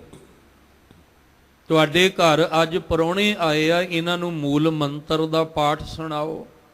ਉਹ ਧੰਨਤਾ ਦੇ ਯੋਗ ਨੇ ਨਾ, ਜਿਹਦੇ ਘਰ ਦੇ ਵਿੱਚ ਕੋਈ ਆਇਆ ਤੇ ਪਰਿਵਾਰ ਸੱਦ ਕੇ ਆਪਣੀ ਧੀ ਨੂੰ ਕਹਿੰਦਾ ਵੀ ਧੀਏ ਤੂੰ ਆ 10 ਗੁਰੂ ਸਾਹਿਬ ਦੇ ਨਾਮ ਸੁਣਾ, ਅੱਜ ਤੇਰੇ ਘਰ ਵਿੱਚ ਪ੍ਰਾਹੁਣੇ ਆਏ ਆ, ਤੂੰ ਇਹਨਾਂ ਨੂੰ 5 ਪਿਆਰਿਆਂ ਦਾ ਨਾਮ ਸੁਣਾ ਪੁੱਤਰ, ਤੂੰ ਆ ਜਪਜੀ ਸਾਹਿਬ ਦੀ ਇੱਕ ਪੌੜੀਓ ਹੀ ਸੁਣਾ ਦੇ, ਤੂੰ ਇਹਨਾਂ ਨੂੰ ਆ ਪਾਠ ਸੁਣਾ ਕੇ ਦਿਖਾ, ਤੈਨੂੰ ਪਾਠ ਆਉਂਦਾ ਹੈ। ਪਰ ਉਹ ਵੀ ਪਰਿਵਾਰ ਨੇ ਜਿਹੜੇ ਕਹਿੰਦੇ ਤੇਰੇ ਘਰ ਪ੍ਰਾਹੁਣੇ ਆਏ ਆ ਧੀਏ, ਤੂੰ ਨੱਚ ਕੇ ਦਿਖਾ। ਤੂੰ ਇਹਨਾਂ ਨੂੰ ਗਿੱਧਾ ਪਾ ਕੇ ਦਿਖਾ, ਪੁੱਤਰ ਤੂੰ ਇਹਨਾਂ ਨੂੰ ਭੰਗੜਾ ਪਾ ਕੇ ਦਿਖਾ, ਤੂੰ ਇਹਨਾਂ ਨੂੰ ਨੱਚ ਕੇ ਦਿਖਾ। ਤੇ ਫਿਰ ਧੀ ਵੀ ਕਹਿੰਦੀ ਆ ਵੀ ਪਿਤਾ ਜੀ, ਮਾਂ ਮੈਂ ਗਿੱਧਾ ਪਾਉਣੀ ਆ, ਪਹਿਲਾਂ ਤੁਸੀਂ ਗਾਉਣ ਵਜਾਉਣ ਵਾਲੇ ਤਾਂ ਲਾਓ, ਮੈਂ ਗਿੱਧਾ ਜਿਹੜੀ ਆ ਤੁਹਾਨੂੰ ਪਾ ਕੇ ਨੱਚ। ਅਸੀਂ ਆਪਣੀ ਧੀਆਂ ਨੂੰ ਆਪ ਹੀ 4 ਬੰਦਿਆਂ ਅੱਗੇ ਨੱਚਣਾ ਤੇ ਨਚਾਉਣਾ ਸਿਖਾ ਰਹੇ ਹਾਂ ਤੇ ਦਿਖਾ ਰਹੇ ਹਾਂ ਵੀ ਦੇਖੋ ਆ ਸਾਡੀ ਧੀ ਕਿੰਨਾ ਸੋਹਣਾ ਨੱਚ ਲੈਂਦੀ ਹੈ, ਮੇਰਾ ਪੁੱਤਰ ਹਜੇ ਹੈ ਛੋਟਾ ਪਰ ਨੱਚ ਕਿੰਨਾ ਸੋਹਣਾ ਲੈਂਦਾ ਹੈ। ਤੇ ਜਦੋਂ ਇਹ ਜਵਾਨ ਹੋ ਕੇ ਨੱਚਣ ਲੱਗ ਜਾਣ ਫਿਰ ਸਾਨੂੰ ਤਕਲੀਫ ਹੁੰਦੀ ਹੈ। ਫਿਰ ਜਦੋਂ ਇਹ ਜਵਾਨ ਹੋ ਕੇ ਆਪਣੀਆਂ ਮਨ ਮਰਜ਼ੀਆਂ ਕਰਨ ਲੱਗ ਜਾਣ, ਜਦੋਂ ਸਾਡੇ ਕਹਿਣੇ ਤੋਂ ਬਾਹਰ ਹੋ ਜਾਣ, ਫਿਰ ਸਾਨੂੰ ਬੜੀ ਤਕਲੀਫ ਹੁੰਦੀ ਹੈ। ਫਿਰ ਅਸੀਂ ਰੋਂਦੇ ਹਾਂ, ਫਿਰ ਕਹਿੰਦੇ ਹਾਂ ਅਰਦਾਸ ਕਰੋ ਸਾਡੇ ਧੀਆਂ ਪੁੱਤਰ ਸਿੱਧੇ ਰਾਹ ਪੈ ਜਾਣ। ਪਰ ਇਹ ਪੁੱਠੇ ਰਾਹ ਪਾਇਆ ਕਿਹਨੇ ਹੈ? ਇਹ ਪੁੱਠੇ ਰਾਹ ਵੀ ਤੇ ਅਸੀਂ ਹੀ ਪਾਇਆ ਹੈ। ਆਏ ਹੋਏ ਮਹਿਮਾਨਾਂ ਨੂੰ ਖੁਸ਼ ਕਰਨ ਵਾਸਤੇ ਅਸੀਂ ਆਪਣੇ ਧੀਆਂ ਪੁੱਤਰ ਹੀ ਨੱਚ ਕੇ ਦਿਖਾਤੇ। ਆਏ ਹੋਏ ਮਹਿਮਾਨਾਂ ਦੀ ਖੁਸ਼ੀ ਲੈਣ ਵਾਸਤੇ ਵੀ ਬਾਹਰ ਜਾਣਗੇ ਤੇ ਇਹ ਦੱਸਣਗੇ ਜੀ ਫਲਾਣੇ ਦੀ ਧੀ ਤਾਂ ਗਿੱਧਾ ਬੜਾ ਸੋਹਣਾ ਪਾਉਂਦੀ ਹੈ, ਫਲਾਣੇ ਦਾ ਪੁੱਤਰ ਦੇਖੋ ਹੈ ਤਾਂ ਹਜੇ ਛੋਟੀ ਉਮਰ ਦਾ ਪਰ ਨੱਚਦਾ ਬੜਾ ਸੋਹਣਾ ਹੈ। ਪਰ ਉਹ ਵੀ ਪਰਿਵਾਰ ਨੇ ਜਿਹੜੇ ਜਦੋਂ ਕਹਿੰਦੇ ਆ ਵੀ ਧੀਏ ਪਾਠ ਸੁਣਾ, ਅੱਜ ਤੇਰੇ ਘਰ ਵਿੱਚ ਮਹਿਮਾਨ ਆਏ ਆ, ਤੇ ਉਹ ਜਾ ਕੇ ਕਹਿਣਗੇ ਵੀ ਪਰਿਵਾਰ ਕਿੰਨਾ ਹੀ ਭਾਗਾਂ ਵਾਲਾ ਹੈ, ਉਹਨਾਂ ਦੀ ਧੀ ਨੇ ਅੱਜ ਸਾਨੂੰ ਜਪਜੀ ਸਾਹਿਬ ਦਾ ਪਾਠ ਸੁਣਾਇਆ। ਉਹ ਬੱਚਾ ਉਹਨਾਂ ਦਾ ਛੋਟਾ ਜਿਹਾ ਹੈ ਪਰ ਉਹਨਾਂ ਨੇ ਬਾਣੀ ਬੜੀ ਸੁਣਾਈ ਹੈ। ਇੱਥੇ ਧੰਨ ਉਹਨਾਂ ਨੂੰ ਕਿਹਾ ਜਾ ਰਿਹਾ ਜਿਨ੍ਹਾਂ ਨੇ ਹਰੀ ਪ੍ਰਭੂ ਨੂੰ ਜਾਣਿਆ ਹੈ। ਤੇ ਜਾਣਨਾ ਕਿੱਥੋਂ ਹੈ? ਗੁਰਬਾਣੀ ਦੇ ਰਾਹੀਂ। ਅਸੀਂ ਆਪ ਵੀ ਘਰ ਵਿੱਚ ਇਹੋ ਜਿਹਾ ਮਾਹੌਲ ਬਣਾਵਾਂਗੇ ਤਾਂ ਅੱਗੋਂ ਬੱਚਿਆਂ ਵਿੱਚ ਬਣਨਾ। ਜੇ ਸਾਡੇ ਵਿੱਚ ਹੀ ਐਸੀ ਭਾਵਨਾ ਨਹੀਂ ਹੋਏਗੀ, ਅੱਗੋਂ ਅਸੀਂ ਹੋਰਾਂ 'ਚ ਕਿਵੇਂ ਬਣਾ ਸਕਾਂਗੇ? ਇਹਨੂੰ ਸੋਚਣਾ ਪਏਗਾ, ਸਮਝਣਾ ਪਏਗਾ। ਅਸੀਂ ਅੱਜ ਜਵਾਨ ਧੀਆਂ ਪੁੱਤਰਾਂ ਦੀ ਅਰਦਾਸ ਕਿਉਂ ਕਰਾਉਂਦੇ ਪਏ ਹਾਂ? ਕਿਉਂ ਰੋਂਦੇ ਪਏ ਹਾਂ ਉਹਨਾਂ ਵਾਸਤੇ? ਕਿਉਂ ਰੋ ਰੋ ਕੇ ਕਹਿੰਦੇ ਪਏ ਹਾਂ ਵੀ ਇਹਨਾਂ ਵਾਸਤੇ ਕੀ ਕਰੀਏ? ਦੱਸੋ ਕਿਹੜਾ ਪਾਠ? ਅੱਜ ਇਸੇ ਪਰਿਵਾਰ ਵੀ ਮਿਲਦੇ ਆ ਜਿਹੜੇ ਕਹਿੰਦੇ ਆ ਵੀ ਦੱਸੋ ਸਾਡੇ ਧੀਆਂ ਪੁੱਤਰ ਗਲਤ ਰਸਤੇ ਤੋਂ ਹਟ ਜਾਣ, ਤੁਸੀਂ ਜਿਹੜਾ ਪਾਠ ਕਹੋਗੇ ਅਸੀਂ ਕਰਾਂਗੇ, ਤੁਸੀਂ ਜਿਹੜਾ ਸ਼ਬਦ ਕਹੋਗੇ ਅਸੀਂ ਉਹ ਸ਼ਬਦ ਪੜਾਂਗੇ। ਪਰ ਇਹ ਤਾਂ ਬਚਪਨ 'ਚ ਸੋਚਣਾ ਚਾਹੀਦਾ ਸੀ। ਅੱਜ ਵੀ ਤਾਂ ਆਪਣੇ ਮੂੰਹੋਂ ਕਹਿ ਰਹੇ ਆ ਨਾ ਵੀ ਕਿਹੜਾ ਪਾਠ ਕਰੀਏ, ਕਿਹੜਾ ਸ਼ਬਦ ਪੜ੍ਹੀਏ ਜਿਹਦੇ ਨਾਲ ਸਾਡੇ ਬੱਚੇ ਰਾਹ ਪੈ ਜਾਣ। ਪਰ ਇਹ ਤਾਂ ਬਚਪਨ 'ਚ ਸੋਚਣਾ ਪੈਣਾ ਸੀ। ਸਬਕ ਨੇ ਰੋਜ਼ ਪੜ੍ਹਦੇ ਆ ਐਸਾ ਕੰਮ ਮੂਲੇ ਨਾ ਕੀਚੈ, ਮੁੱਢ ਤੋਂ ਹੀ ਆਪਾਂ ਉਹ ਕੰਮ ਨਾ ਕਰੀਏ ਜਿਤ ਅੰਤ ਪਛਤਾਈਏ। ਪਰ ਮੁੱਢ ਤੋਂ ਸੋਚਿਆ ਹੀ ਨਹੀਂ, ਮੁੱਢ ਤੋਂ ਹੀ ਆਪਾਂ ਇਹ ਗੱਲ ਵਿਚਾਰੀ ਨਹੀਂ। ਖੈਰ ਸਤਿਗੁਰੂ ਮਹਾਰਾਜ ਜੀ ਕਹਿੰਦੇ ਆ ਕਿ ਮੇਰੇ ਅੰਦਰ ਭਾਵਨਾ ਪਹਿਲੇ ਪਦੇ ਵਿੱਚ ਜੋ ਸੀ ਉਹ ਬਿਆਨ ਕੀਤੀ ਹੈ, ਗੁਣ ਗਾਵਾਂ, ਨਾਮ ਧਿਆਵਾਂ ਤੇ ਨਾਮ ਮਨ ਵਿੱਚ ਵਸਾਵਾਂ। ਪਰ ਮੈਂ ਉਸ ਕੋਲ ਬੈਠਾ ਜਿਨ ਹਰ ਪ੍ਰਭ ਜਾਤਾ, ਹਰੀ ਪ੍ਰਭੂ ਨੂੰ ਜਾਣਿਆ ਹੈ।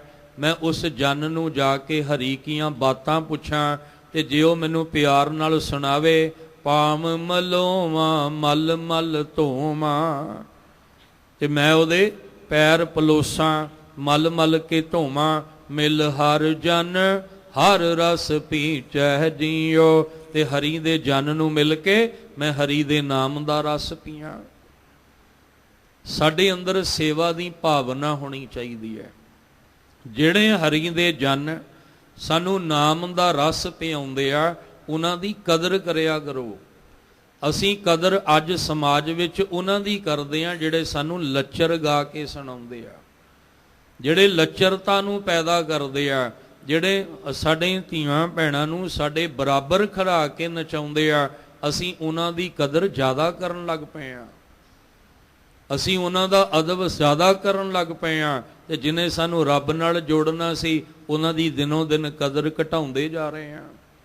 ਫਿਰ ਸੁੱਖ ਕਿੱਥੋਂ ਮਿਲਣਾ ਹੈ?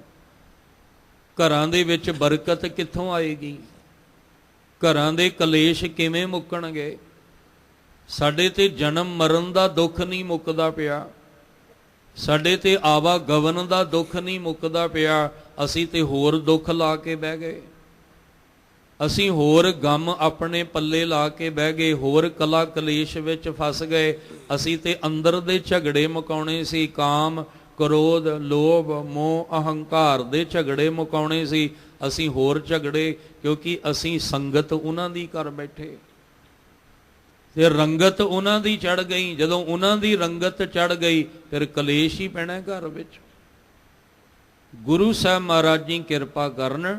ਸਾਹਿਬ ਜੀ ਕਹਿੰਦੇ, ਜਿਵੇਂ ਪਿਛਲੇ ਸਮੇਂ ਵੀ ਆਪ ਜੀ ਨਾਲ ਸਾਂਝ ਪਾਈ, ਕੋਈ ਜਨ ਹਰਿ ਸਿਉ ਦੇਵੈ ਜੋਰ ਚਰਨ ਗਹੋਂ ਬਕੋਂ ਸ਼ੁਭ ਰਸਨਾ ਦੀਜਹਿ ਪ੍ਰਾਨ ਅਕੋਰ। ਗੁਰੂ ਅਰਜਨ ਦੇਵ ਪਾਤਸ਼ਾਹ ਜੀ ਮਾਤਾ ਗੰਗਾ ਜੀ ਨੂੰ ਕਹਿੰਦੇ ਆ, ਕਹਿਣ ਲੱਗੇ ਚੱਲ ਅੱਜ ਦਾਲ ਦੀ ਬਾਲਟੀ ਤੂੰ ਜਿਹੜੀਆਂ ਮੈਂ ਚੁੱਕਦਾ ਤੇ ਪ੍ਰਸ਼ਾਦਿਆਂ ਵਾਲਾ ਟੋਕਰਾ ਤੂੰ ਚੁੱਕ ਲੈ।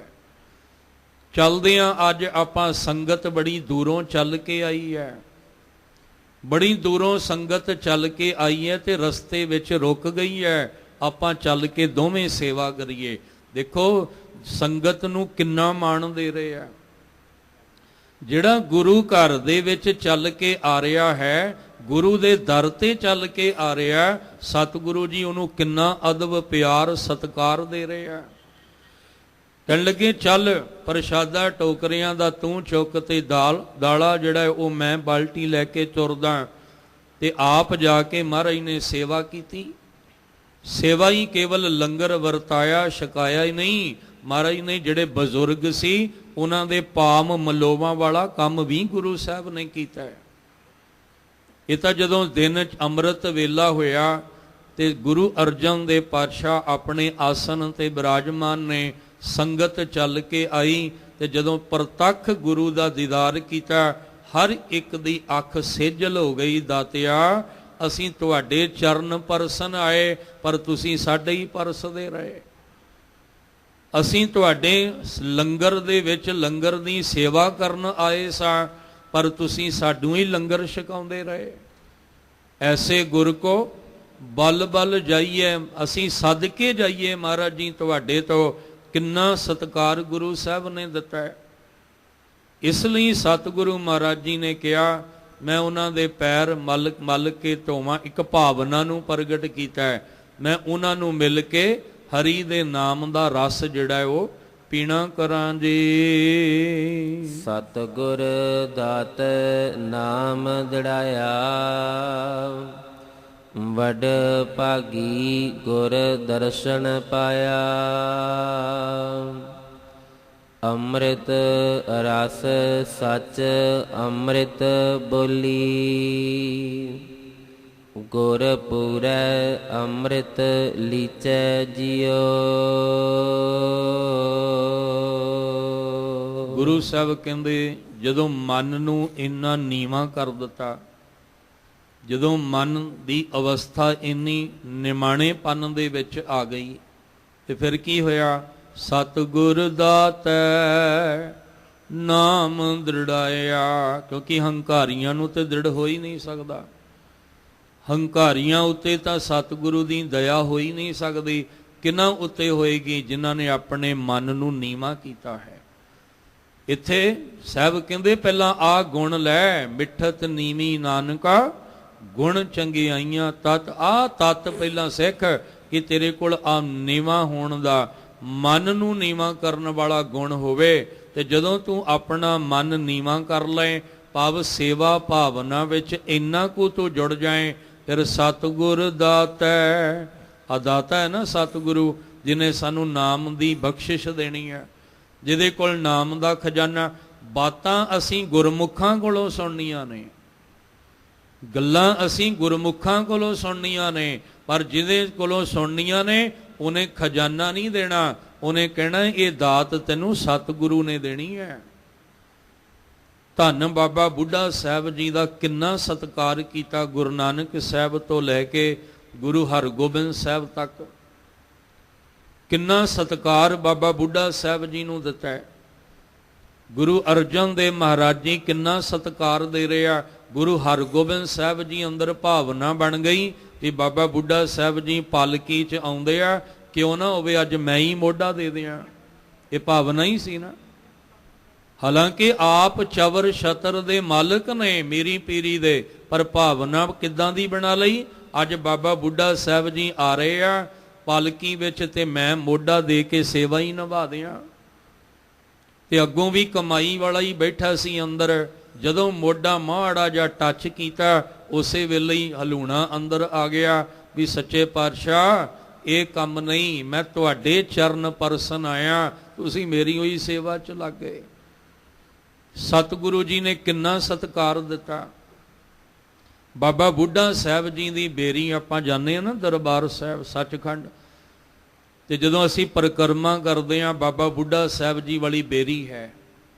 ਇੱਥੇ ਬੈਠੇ ਸੱਜਣ ਆਇਆ, ਆ ਕੇ ਕਹਿੰਦਾ ਬਾਬਾ ਬੁੱਢਾ ਸਾਹਿਬ ਜੀ ਨਾਮ ਦੀ ਦਾਤ ਦੇ ਦਿਓ। ਤੇ ਬਾਬਾ ਬੁੱਢਾ ਸਾਹਿਬ ਜੀ ਕਹਿੰਦੇ ਮੈਂ ਤੈਨੂੰ ਹਰੀ ਕੀਆਂ ਬਾਤਾਂ ਤੇ ਸੁਣਾ ਸਕਦਾ, ਤੈਨੂੰ ਮੈਂ ਪਿਆਰੇ ਪ੍ਰੀਤਮ ਦੀਆਂ ਬਾਤਾਂ ਤੇ ਸੁਣਾ ਸਕਦਾ, ਪਰ ਤੈਨੂੰ ਇਹ ਖਜ਼ਾਨਾ ਨਹੀਂ ਦੇ ਸਕਦਾ, ਕਿਉਂਕਿ ਇਸ ਖਜ਼ਾਨੇ ਦਾ ਦਾਤਾ ਸਤਿਗੁਰੂ ਹੈ।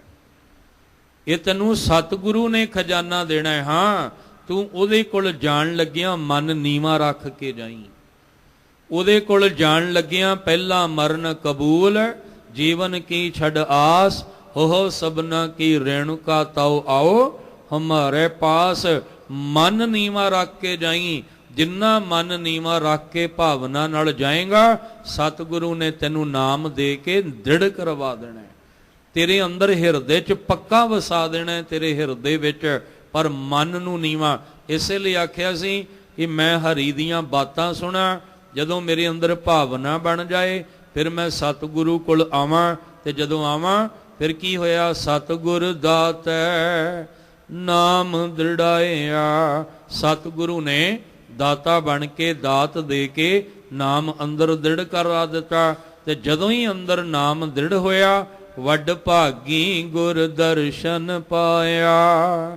ਕਹਿੰਦੇ ਫਿਰ ਵੱਡੇ ਭਾਗਾਂ ਵਾਲਾ ਬਣ ਕੇ ਮੈਂ ਆਪਣੇ ਵਾਹਿਗੁਰੂ ਦਾ ਦਰਸ਼ਨ ਪਾ ਲਿਆ। ਹੰਕਾਰੀਆਂ ਨੂੰ ਦਰਸ਼ਨ ਨਹੀਂ ਜੇ ਹੋਣੇ, ਨਾ ਹੋਏ ਆ ਤੇ ਨਾ ਹੋਣੇ ਆ।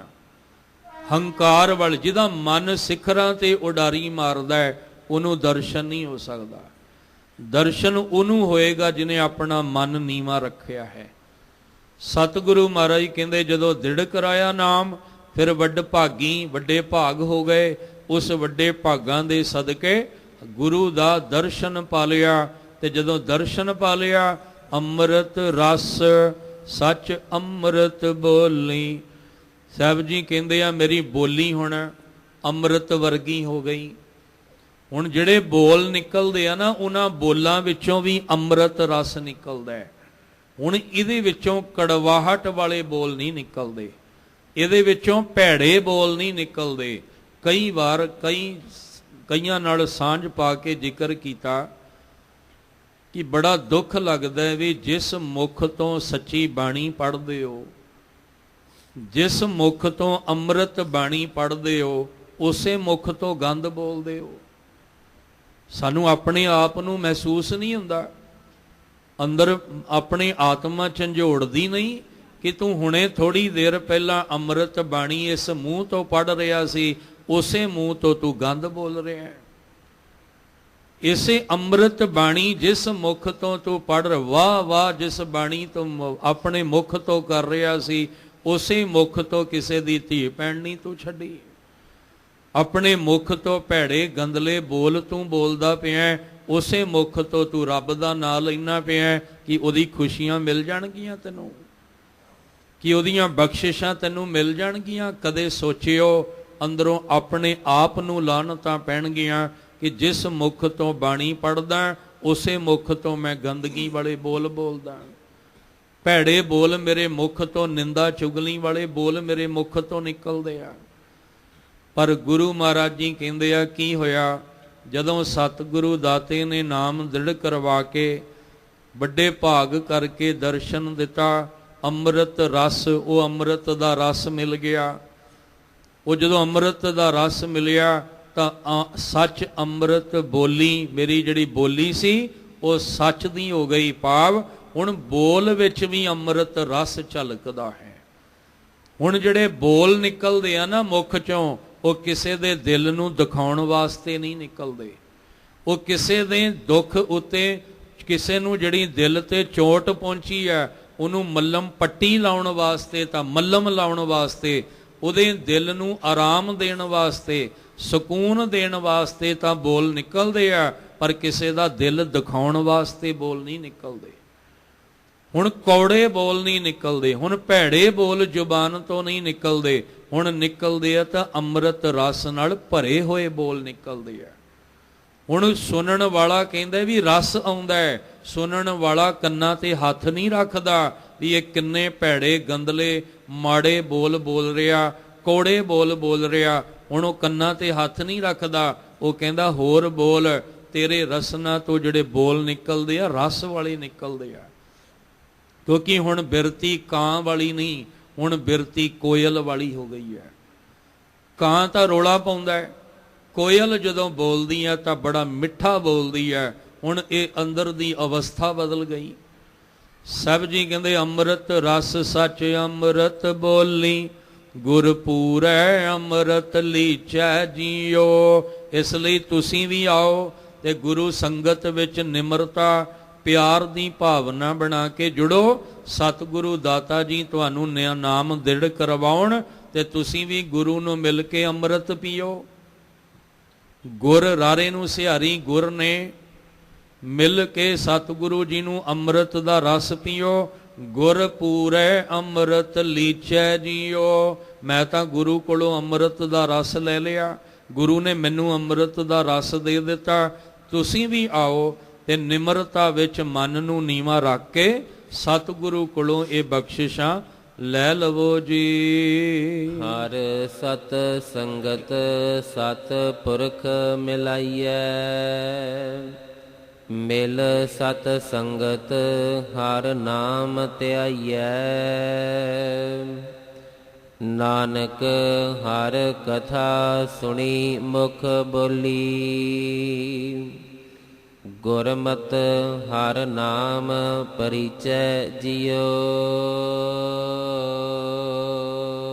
ਗੁਰੂ ਰਾਮਦਾਸ ਮਹਾਰਾਜ ਜੀ ਕਿਉਂਕਿ ਬੜੇ ਨਿਮਰਤਾ ਦੇ ਮੂਰਤ ਨੇ ਗੁਰੂ ਰਾਮਦਾਸ, ਜਦੋਂ ਲਾਹੌਰ ਤੋਂ ਆਏ ਨਾ ਚੱਲ ਕੇ ਰਿਸ਼ਤੇਦਾਰ, ਉਹ ਰਿਸ਼ਤੇਦਾਰ ਜਿਨ੍ਹਾਂ ਨੇ ਜਦੋਂ ਮਾਤਾ ਪਿਤਾ ਜੀ ਸਰੀਰਕ ਚੋਲਾ ਤਿਆਗਦੇ ਆ ਤੇ ਕਿਸੇ ਨੇ ਵੀ ਇਹ ਨਹੀਂ ਸੀ ਆਖਿਆ ਵੀ ਤੁਸੀਂ ਸਾਡੇ ਘਰ ਆ ਜਾਓ, ਜਿੱਥੇ ਅਸੀਂ ਆਪਣੇ ਬੱਚਿਆਂ ਨੂੰ ਰੱਖਣਾ ਉੱਥੇ ਅਸੀਂ ਤੁਹਾਨੂੰ ਵੀ ਰੱਖ ਲਾਂਗੇ।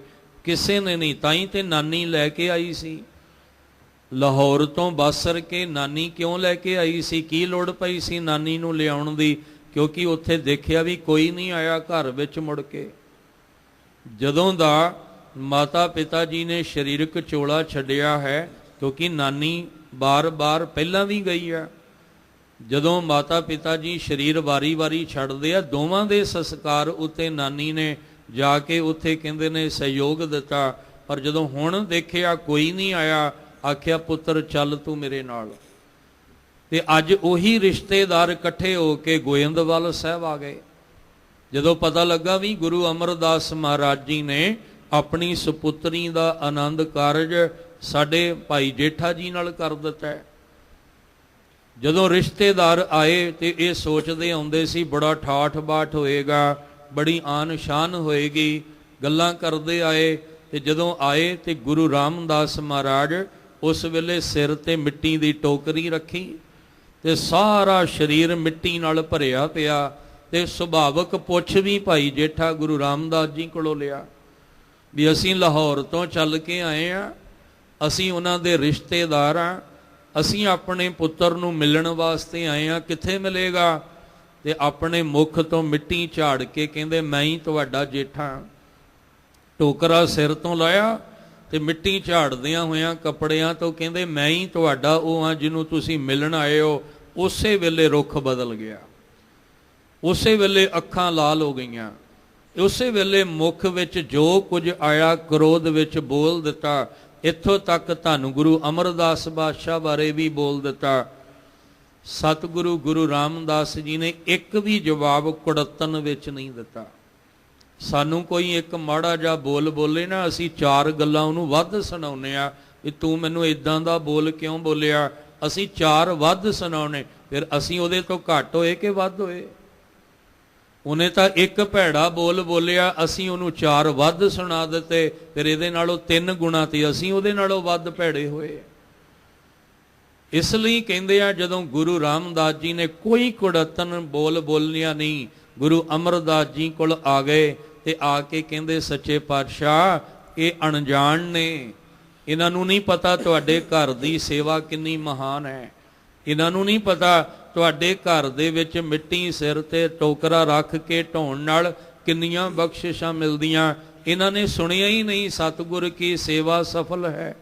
ਜੇ ਕੋ ਕਰੇ ਚਿਤ ਲਾਏ ਮਨ ਚਿੰਦਿਆਂ ਫਲ ਪਾਵਣਾ ਹੋਮੈ ਵਿੱਚੋਂ। ਇਹਨਾਂ ਕਦੇ ਸੁਣਿਆ ਹੀ ਨਹੀਂ ਹੈ, ਇਹਨਾਂ ਨੂੰ ਬਖਸ਼ ਦਿਓ। ਉਹ ਮਾੜਾ ਬੋਲ ਬੋਲਦੇ ਆ, ਪਰ ਗੁਰੂ ਰਾਮਦਾਸ ਜੀ ਕਹਿੰਦੇ ਇਹਨਾਂ ਨੂੰ ਬਖਸ਼ ਦਿਓ, ਇਹਨਾਂ ਨੂੰ ਪਤਾ ਹੀ ਕੋਈ ਨਹੀਂ। ਇੰਨਾ ਮਨ ਨਿਮਰਤਾ ਪਿਆਰ ਨਾਲ ਭਰਿਆ। ਤੇ ਸਤਿਗੁਰੂ ਮਹਾਰਾਜ ਜੀ ਕਹਿੰਦੇ ਆ ਕੀ ਕਰੀਏ, ਤੁਸੀਂ ਵੀ ਗੁਰੂ ਦੇ ਚਰਨਾਂ ਦੇ ਵਿੱਚ ਆਓ। ਹਰ ਸਤ ਸੰਗਤ ਸਤਿਪੁਰਖ ਮਿਲਾਈਐ। ਅਰਦਾਸ ਕਰਿਆ ਕਰੋ ਕਿ ਵਾਹਿਗੁਰੂ ਜੀ ਸਾਨੂੰ ਵੀ ਸਤ ਸੰਗਤ ਵਿੱਚ ਆ ਕੇ ਸਤਿਗੁਰੂ ਦਾ ਮਿਲਾਪ ਹਾਸਲ ਹੋ ਜਾਏ। ਮਿਲ ਸਤ ਸੰਗਤ ਹਰ ਨਾਮ ਧਿਆਈਐ। ਆਓ ਸਤ ਸੰਗਤ ਦੇ ਵਿੱਚ ਆ ਕੇ ਨਾਮ ਨੂੰ ਧਿਆਉਣਾ ਕਰੋ ਔਰ ਅਰਦਾਸ ਕਰੋ ਸੰਗਤ ਵਿੱਚ ਆ ਕੇ ਕਿ ਸਤਿਪੁਰਖ ਮਿਲਾਈਐ। ਹੇ ਸਤਿਗੁਰੂ ਜੀ ਅਸੀਂ ਤੁਹਾਡੇ ਦਰ ਤੇ ਆਏ ਆ, ਸੰਗਤ ਵਿੱਚ ਮਿਲ ਕੇ ਬੇਨਤੀ ਕਰ ਰਹੇ ਹਾਂ, ਗੁਰਾ ਇੱਕ ਦੇਹ ਬੁਝਾਈ ਸਭਨਾ ਜੀਆਂ ਕਾ, ਇੱਕ ਦਾਤਾ ਸੋ ਮੈਂ ਵਿਸਰ ਨਾ ਜਾਈ। ਮਹਾਰਾਜ ਕਹਿੰਦੇ ਨੇ ਅਰਦਾਸ ਕਰੋ ਕਿ ਸਤਿਪੁਰਖ ਮਿਲਾਈ ਹੈ, ਸਾਨੂੰ ਵੀ ਕਿਤੇ ਮਿਲ ਜਾਏ। ਉਹਦੇ ਲਈ ਮਿਲ ਸਤ ਸੰਗਤ, ਸਤ ਸੰਗਤ ਨੂੰ ਮਿਲ ਕੇ ਹਰ ਨਾਮ ਧਿਆਈਐ। ਹਰੀ ਦੇ ਨਾਮ ਨੂੰ ਧਿਆਓ। ਨਾਨਕ ਗੁਰੂ ਰਾਮਦਾਸ ਪਾਤਸ਼ਾਹ ਜੀ ਹਰ ਕਥਾ ਸੁਣੀ ਮੁਖ ਬੋਲੀ। ਜੋ ਹਰੀ ਦੇ ਨਾਮ ਦੀ ਕਥਾ ਮੈਨੇ ਉਹਦੀ ਸਿਫਤ ਸਲਾਹ, ਉਹਦੀਆਂ ਬਾਤਾਂ, ਉਹਦੇ ਜਦੋਂ ਗੁਣ ਸੁਣੇ ਤੇ ਜਦੋਂ ਗੁਣ ਸੁਣੇ ਤੇ ਮੁਖ ਤੋਂ, ਖੱਖੇ ਨੂੰ ਸਿਆਰੀ, ਮੁਖ ਤੋਂ ਉਹੀ ਗੁਣ ਬੋਲੇ। ਜੋ ਉਹਦੀ ਸਿਫਤ ਸੁਣੀ ਉਹੀ ਮੁਖ ਤੋਂ ਉਹਦੀ ਸਿਫਤ ਕੀਤੀ। ਗੁਰਮਤਿ ਹਰ ਨਾਮ ਪਰਿਚੈ ਜੀਓ। ਫਿਰ ਗੁਰੂ ਦੀ ਮੱਤ ਵਿੱਚ ਆਪਣੀ ਮੱਤ ਰਲਾ ਕੇ ਗੁਰੂ ਦੀ ਮੱਤ ਦੇ ਅਨੁਸਾਰ ਹਰੀ ਦੇ ਨਾਮ ਵਿੱਚ ਮਨ ਜਿਹੜਾ ਸੀ ਉਹ ਪਰਿਚੈ ਮੈਨੇ ਪਰਚ ਗਿਆ, ਲੀਨ ਹੋ ਗਿਆ। ਮਨ ਦੇ ਵਿੱਚ ਨਾਮ, ਨਾਮ ਵਿੱਚ ਮਨ ਲੀਨ ਹੋ ਗਿਆ। ਇੱਕ ਮਿਕ ਨਾਮ ਨੂੰ, ਜਿਹੜਾ ਨਾਮ ਦਾ ਰੰਗ ਸੀ ਨਾ ਉਹ ਮਨ ਨੂੰ ਚੜ ਗਿਆ। ਕਹਿੰਦੇ ਨੇ ਇਸੇ ਤਰ੍ਹਾਂ ਤੁਸੀਂ ਵੀ ਆਓ ਸਤ ਸੰਗਤ ਵਿੱਚ ਆ ਕੇ ਹਰ ਨਾਮ ਧਿਆਈਏ, ਹਰੀ ਦੇ ਨਾਮ ਨੂੰ ਧਿਆਓ। ਤੇ ਫਿਰ ਇੱਕ ਦਿਨ ਗੁਰੂ ਸਾਹਿਬ ਦੀ ਰਹਿਮਤ ਹੋਏਗੀ, ਗੁਰੂ ਦੀ ਸਾਹਿਬ ਦੀ ਮੱਤ ਮਿਲੇਗੀ। ਉਸ ਮੱਤ ਦੇ ਵਿੱਚ ਇਹ ਅੰਮ੍ਰਿਤ ਦਾ ਰਸ ਮਿਲ ਜਾਏਗਾ। ਤੇ ਜਦੋਂ ਸਾਨੂੰ ਨਾਮ ਬਾਣੀ ਵਿੱਚੋਂ ਅੰਮ੍ਰਿਤ ਦਾ ਰਸ ਪੀਣ ਨੂੰ ਮਿਲ ਜਾਏਗਾ, ਫਿਰ ਸਾਹਿਬ ਜੀ ਕਹਿੰਦੇ ਆ ਤੇਰਾ ਸਾਰਾ ਦੁੱਖ, ਕਲ ਕਲੇਸ਼, ਚਿੰਤਾਵਾਂ, ਆਵਾਗਮਨ, ਇਹ ਸਭ ਕੁਝ ਤੇਰੀ ਜ਼ਿੰਦਗੀ ਦਾ ਮੁੱਕ ਜਾਏਗਾ। ਫਿਰ ਸਫਲ ਸਫਲ ਸਫਲ ਭਈ ਯਾਤਰਾ, ਆ ਤੇਰੀ ਮਨੁੱਖਾ ਜਨਮ ਵਾਲੀ ਯਾਤਰਾ ਸਫਲ ਹੋ ਜਾਏਗੀ। ਇਹ ਭਾਵਨਾ ਰੱਖ ਕੇ ਗੁਰੂ ਸਾਹਿਬ ਦੇ ਦਰ ਤੇ ਆਈਏ। ਸੇਵਾ ਔਰ ਸਿਮਰਨ ਵਿੱਚ ਜੁੜ ਕੇ ਬੇਨਤੀਆਂ ਕਰਦੇ ਰਹੀਏ। ਜਿੰਨਾ ਚਿਰ ਸਵਾਸ ਹੈ, ਜਿੰਨਾ ਚਿਰ ਗੁਰੂ ਦਰ ਤੇ ਆਉਂਦੇ ਹਾਂ, ਇਹ ਬੇਨਤੀਆਂ ਕਰਦੇ ਰਹੀਏ। ਕਿਉਂਕਿ ਸਤਿਗੁਰ ਦਾਤੇ ਨਾਮ ਦ੍ਰਿੜਾਇਆ। ਸਤਿਗੁਰੂ ਨੇ ਨਾਮ ਦੇ ਕੇ ਦ੍ਰਿੜ ਕਰਾਉਣਾ ਹੈ, ਪਰ ਤਾਂ ਹੀ ਕਰਾਉਣਗੇ ਜੇ ਆਪਾਂ ਮੰਗਾਂਗੇ। ਆਪਣਾ ਨਾਮ ਦਿਓ, ਆਪਣਾ ਨਾਮ ਦਿਓ।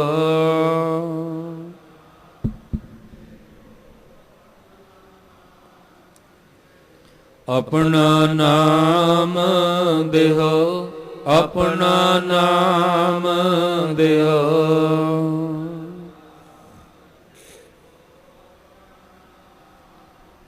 ਵਿਸਰ ਨਾਹੀਂ ਦਾਤਾਰ, ਵਿਸਰ ਨਾਹੀਂ ਦਾਤਾਰ।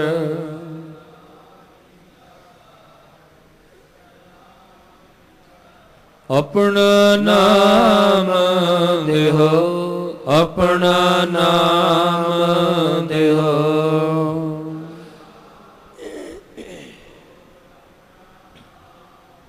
ਗੁਣ ਗਾਵਾਂ ਦਿਨ ਰਾਤ, ਗੁਣ ਗਾਵਾਂ ਦਿਨ ਰਾਤ।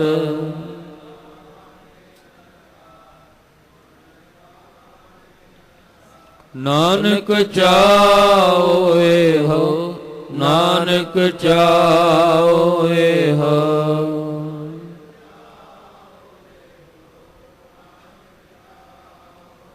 ਆਪਣਾ ਨਾਮ ਦਿਓ, ਆਪਣਾ ਨਾਮ ਦਿਓ।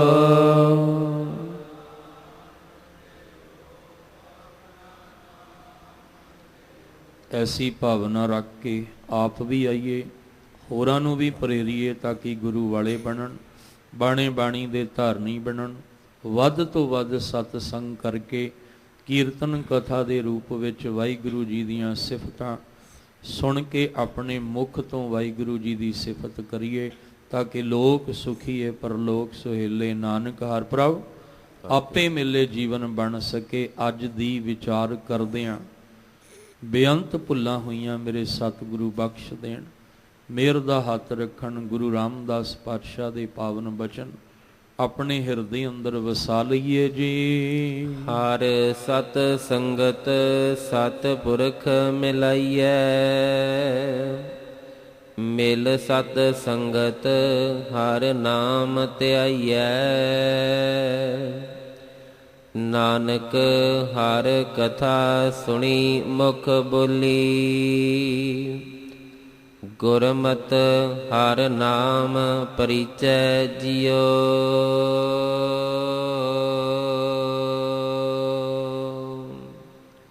ਵਾਹਿਗੁਰੂ ਜੀ ਕਾ ਖਾਲਸਾ, ਵਾਹਿਗੁਰੂ ਜੀ ਕੀ ਫਤਿਹ।